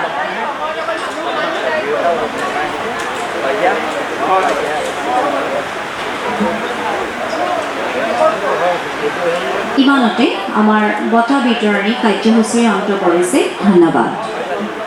আকৰ্ষণীয় শোভাযাত্ৰা আৰু এই শোভাযাত্ৰাৰ কাৰ্যসূচী উদ্বোধন কৰিবৰ বাবে আমি নিমন্ত্ৰণ কৰি আহিছিলোঁ যোৰহাট জিলা বিদ্যালয়সমূহৰ পৰিদৰ্শক মহোদয়া মাননীয় ভূঞা গগৈ ভূঞা বাইদেউ আৰু বাইদেউ বাল্য ভৱনৰ মহাৰাজৰ জয়ন্তীকৈ আন্তৰিক শুভেচ্ছা জনাবলৈ বৰ্তমানৰ শিক্ষক শিক্ষয়িত্ৰীসকল বা যিসকল ৰিটায়াৰ হৈ গ'ল অৱসৰ গ্ৰহণ কৰা তেখেতসকলৰ আৰু মৰমৰ ছাত্ৰ ছাত্ৰীসকল সকলোলৈকে মোৰ আজি এই দিনটোৰ কাৰণে অভিনন্দন জনালোঁ আৰু সকলোকে মই মৰম যাচিলোঁ। আমাৰ বিদ্যালয়খনৰ স্বপ্নদ্ৰষ্টা আৰু শুভচিন্তক শ্ৰীযুত কমলা বাইদেউ অৰ্থাৎ আমাৰ অতি শ্ৰদ্ধাৰ বৰ বাইদেউ আজি এই শ্ৰদ্ধাৰে স্মৰণ কৰিছোঁ আৰু লগতে আমাৰ যিসকল শ্ৰদ্ধাৰ শিক্ষক শিক্ষয়িত্ৰী আজি আমাৰ মাজত নাই তেখেতসকলকো মই সেৱা জনাইছোঁ। আজি এক ঐতিহাসিক দিনত আমি উপনীত হৈছোঁ। যোৰহাটৰ এই ব্যতিক্ৰমী বিদ্যালয়খনৰ বাল্য ভৱনৰ যি মহাৰাজৰ জয়ন্তী উদযাপনৰ স্মৃতিগ্ৰন্থখন উন্মোচন কৰিবৰ কাৰণে অসমৰ সুপ্ৰতিষ্ঠিত শিক্ষাবিদ সাহিত্যিক আৰু সাংবাদিক নিমন্ত্ৰিত অতিথি আমাৰ সকলোৰে পৰিচিত শ্ৰীযুত অনুৰাধা শৰ্মা পূজাৰীকো মই আন্তৰিক শ্ৰদ্ধা জ্ঞাপন কৰিলোঁ আৰু তেখেতে অতি সুন্দৰ ভাষাৰে অতি সুন্দৰ বক্তৃতাৰে আমাক সকলোকে আপ্লুত কৰিলে। তেখেতে 2021 চনৰ সকলোৱে জ্ঞাত চাগে 2021 চনত সাহিত্য একাডেমী প্ৰাপ্ত অনুৰাধা শৰ্মা পূজাৰীয়ে স্মৃতিগ্ৰন্থৰ উন্মোচনৰ দায়িত্ব গ্ৰহণ কৰিলত আমি সকলোৱে অতি আনন্দ পালোঁ আৰু তেখেতৰ যি সুন্দৰ বক্তৃতাৰে আমাক সঁচাকৈয়ে অতিকে আপ্লুত কৰিলে, আনন্দ দিলে। তেখেতে ইয়াত এখন অৰণ্য আছিল বুলি তেখেতৰ এখন যিখন গ্ৰন্থ তাত তেখেতে 2023 চনত সাহিত্য একাডেমী বঁটা পাইছিলে আৰু তাৰোপৰি ৰেনেছাঁ বঁটা তেখেতক উপকৃত কৰা হৈছে আৰু 2003 চনত চাহেবপুৰৰ বৰষুণ উপন্যাসখনৰ বাবে অসম সাহিত্য সভাই কুমাৰ কিশোৰ স্মৃতি বঁটা লাভ কৰিছিলে। তেখেতৰ সৃষ্টিৰ আজি বাকী জনপ্ৰিয় বহুত উপন্যাস গল্প সংকলন আত্মজীৱনীমূলক ৰচনাৰে অসমৰ সাহিত্য সমৃদ্ধ কৰিছে। আজি এই সভাখনত আমাৰ শ্ৰীযুত অঞ্জনা চলিহা বাইদেউ অতি সুবক্তৃতাৰে আমি সঁচাকৈয়ে বৰ সুন্দৰ বক্তৃতা দিলে। এই বক্তৃতাৰ দ্বাৰা মই ভাবোঁ আমাৰ যুৱ সংঘ বা যুৱক যিখিনি আছে যুৱক যুৱতী বা আমাৰ ইয়াৰ সকলো ছাত্ৰ ছাত্ৰী উপকৃত হ'ব। আৰু আমাৰ স্মৃতি গ্ৰন্থখন আমাৰ ডক্টৰ প্ৰদীপ বৰুৱা তেখেতৰ টুকলা চাউল অফিচাৰ যিজন ডাইৰেক্টৰ আছিল তেখেতেও বৰ সুন্দৰকৈ আমাক গোটেই কিতাপখন নতুনকৈ সংকলন কৰাৰ আৰু সেই সংকলন কৰাৰ পৰা আমাৰ ৰাইজসকলৰ বা সকলোৱে আমি কিমান উপকৃত হ'ম। আমাক আচলতে আমি টুকলাই চাউল অফিচাৰ কথা বিশেষ একো নাজানিছিলোঁ। মই তেখেতৰ লগত সেইটোৱে ক'লোঁ কথা পাতিছিলোঁ যে আমি বিশেষ একো জ্ঞাত নাছিল। এতিয়া ইমান সুন্দৰকৈ তেখেতে সকলো বুজাই দিলে। মই ভাবিছোঁ যে যিখন কিতাপ আকৌ পুনৰ সংকলন কৰিব সেইখন কিতাপেই গোটেই পৃথিৱীৰ ভাৰতত সকলোতে বহুত সমাদৰ লাভ কৰিব। বাকী আমাৰ যিখন স্মৃতিগ্ৰন্থ সেই স্মৃতিগ্ৰন্থ প্ৰজ্ঞাতীৰ্থৰ সম্পূৰ্ণ ৰূপ দিয়াত আমাৰ স্মৃতিগ্ৰন্থ সম্পাদক শ্ৰী শান্তনু ঠাকুৰৰ প্ৰচেষ্টাক মই সঁচাকৈয়ে শলাগ জনাইছোঁ। তেখেতে যথেষ্ট কষ্ট সহকাৰে আৰু লগতে মই যিখিনি পাৰোঁ সকলো সহায় কৰি সভানেত্ৰী হিচাপে এখন সুন্দৰকৈ যে আমি এখন স্মৃতিগ্ৰন্থ আজি উলিয়াব পাৰিলোঁ বা প্ৰকাশ কৰিব পাৰিলোঁ মই তেখেতৰ তাৰ কাৰণে তেখেতৰ চেষ্টাক মই সঁচাকৈ শলাগ লৈছোঁ আৰু ধন্যবাদ জনাইছোঁ। আজি বাল্য ভৱনত মই সঁচাকৈয়ে যিহেতু মই 1972 চনৰ ছাত্ৰী পাছ কৰা আৰু এইখন স্কুলৰ লগত মোৰ খুব বেছি ঘনিষ্ঠ সম্পৰ্ক। সেইকাৰণে এইবাৰৰ যিটো 75 বছৰীয়া জয়ন্তী তাত মই অতি সুন্দৰকৈ ভাগ ল'বলৈ পাই বা অংশগ্ৰহণ কৰিবলৈ মই সঁচাকৈ গৌৰৱান্বিত হৈছোঁ। ইয়াকেই কৈ মই সকলোৰে প্ৰতি মোৰ আন্তৰিক শুভেচ্ছা জনালোঁ আৰু আমাৰ এই মহাৰাজৰ জয়ন্তী উদযাপন সমিতিৰ আমাৰ প্ৰেচিডেণ্ট নিৰুপম বৰুৱা লগতে আমাৰ জোনালী বৰা প্ৰধান শিক্ষয়িত্ৰী তেখেতলৈও মই বহুত অভিনন্দন আৰু শুভেচ্ছা জ্ঞাপন কৰিলোঁ। ইয়াকে কৈ মোৰ আজি বক্তব্য সামৰণি। ধন্যবাদ। ধন্যবাদ জনালোঁ বাইদেউ। মই পলি বৰুৱা বাইদেউক মঞ্চলৈ আমন্ত্ৰণ জনাইছোঁ শলাকৰ শৰাই জ্ঞাপন কৰিবলৈ। আমাৰ অনুষ্ঠানৰ আমি শেষ পৰ্যায়ত পাইছোঁহি। আজি বিয়লি 4:30 বজাৰ পৰা বিদ্যালয়ৰ ছাত্ৰ ছাত্ৰীসকলৰ সাংস্কৃতিক অনুষ্ঠান আছে। হয়তো অকণমান পলম হ'ব, কাৰণ এই অনুষ্ঠানটোত শিক্ষক শিক্ষয়িত্ৰীসকলো ভাগৰি পৰিছে। তথাপিও আমি 4:30 বজাৰ পিছতেই 5 বজাৰ আগে আগে সাংস্কৃতিক অনুষ্ঠানটি আৰম্ভ কৰিম, য'ত আজি বিদ্যালয়ৰ ছাত্ৰ ছাত্ৰীসকলে সাংস্কৃতিক অনুষ্ঠান পৰিৱেশন কৰিব। কাইলৈ পুৱা 11 বজাৰ পৰা আছে প্ৰাক্তন ছাত্ৰ ছাত্ৰী সমাৰোহ, যাৰ বাবে ৰেজিষ্ট্ৰেশ্যন প্ৰক্ৰিয়া আৰম্ভ হ'ব পুৱা 9 বজাৰ লগে লগে। 10 বজাত এইখিনিতে এখন ফানফেয়াৰ অনুষ্ঠিত হ'ব আৰু 11 বজাৰ পৰা আমি প্ৰাক্তন ছাত্ৰ ছাত্ৰীসকলে আমাৰ অতীতৰ দিনবোৰ কৰিম। নমস্কাৰ। আচলতে আজি সভাখন বৰ দীঘলীয়া হৈছে, সেইকাৰণে সময় সকলোৰে কাৰণে মূল্যৱান। অনুৰাধা শৰ্মা বাইদেউক কৈছিলোঁ অকণমান ৰ'বলৈ, পিছত তেখেত যাব লাগে, গতিকে তেখেত গ'ল। যি কি নহওক, আজিৰ সভাত সভাপতিত্ব কৰা ডক্টৰ ৰূপৰেখা বৰা বাইদেউ আমি প্ৰথমখন শলাগ জ্ঞাপন কৰিছোঁ। তেখেতে পুৱাৰে পৰা আহি প্ৰাক্তন ছাত্ৰী হিচাপে শোভাযাত্ৰাত অংশগ্ৰহণ কৰাৰে পৰা স্মৃতিগ্ৰন্থখনি উন্মোচনৰ এই সভাখনি গুৰু দায়িত্ব সুচাৰুৰূপে পালন কৰাৰ বাবে তেখেতক ধন্যবাদ জ্ঞাপন কৰিছোঁ। অনুৰাধা শৰ্মা পূজাৰী বাইদেৱে আমাৰ জয়ন্তী উৎসৱৰ লগত জড়িত খুৱাই প্ৰজ্ঞাতীৰ্থ নামৰ যিখনি আমি স্মৰণিকা উলিয়াইছিলোঁ, উন্মোচন কৰি এটি সাৰগৰ্ভ ভাষণ প্ৰদান কৰি আমাক কৃতাৰ্থ কৰিলে। তেখেতলৈ আমাৰ শলাগ জনাইছোঁ। তেখেত বিশেষ কাৰণত যাবগৈ লগা হ'ল। পুনৰ্মুদ্ৰিত গ্ৰন্থৰ উন্মোচক ডক্টৰ প্ৰদীপ বৰুৱা দেৱক শলাগ লৈছোঁ। লগতে শিক্ষা আয়ুক্ত মগেন নৰহদেৱ আমাৰ মাজত উপস্থিত থাকি আমাক কৃতাৰ্থ কৰিলে। তেখেতলৈ ভক্তিভৰা শলাগ জনাইছোঁ। বিদ্যালয়ৰ হাতেৰেখা আলোচনীৰ উন্মোচক ডক্টৰ অঞ্জনা চলিহা বাইদেউক শলাগ জ্ঞাপন কৰিছোঁ। তেখেতে এই বয়সতো ইয়ালৈ আহি সুন্দৰকৈ হাতে লিখা আলোচনী উন্মোচনৰ কাম আগবঢ়ালে। তেখেতে আক্ষেপেৰে ক'লে, আৰু সেইটো আমিও সঁচাকৈ বৰ লজ্জা অনুভৱ কৰিছোঁ, ছাত্ৰ ছাত্ৰীসকল যিসকলে নিজ হাতেৰে আলোচনীখিনি প্ৰস্তুত কৰি ওলাইছে, তেওঁলোকে বাইদেউৰ দুআষাৰ শুনিবলৈ ইয়াত উপস্থিত নাথাকি ইফালে সিফালে ঔদহে বৌদহে ঘূৰি ফুৰিলে। তেনে হ'ব নালাগিছিল। বাইদেউক আমি শলাগ জনাইছোঁ। লগতে আজি এই গোটেই অনুষ্ঠানটো সুন্দৰকৈ পৰিচালনা কৰাত আমাৰ প্ৰাক্তন ছাত্ৰ ছাত্ৰীসকলে যি অৰিহণা যোগালে, শলাগৰ ভাষা নাই। মোৰ সহকৰ্মীসকল, আমাৰ অনুভাস যন্ত্ৰৰ কৰ্মীসকল, সকলো শ্ৰেণীৰ কৰ্মচাৰীসকল, সকলোৰে সহযোগত আজি আমাৰ এই অনুষ্ঠানভাগি সুচাৰুৰূপে পৰিচালনা হ'ল।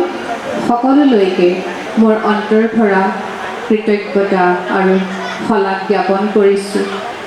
ধন্যবাদ।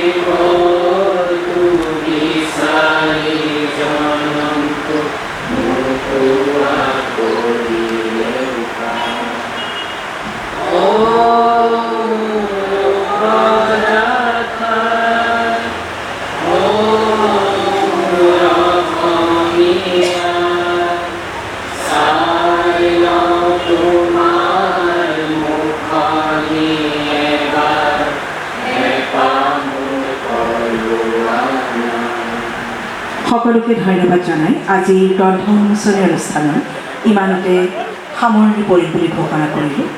ইয়াৰ পিছতেই আজি সন্ধিয়া বিদ্যালয়ৰ ছাত্ৰ ছাত্ৰীসকলে সাংস্কৃতিক অনুষ্ঠান পৰিৱেশন কৰিব।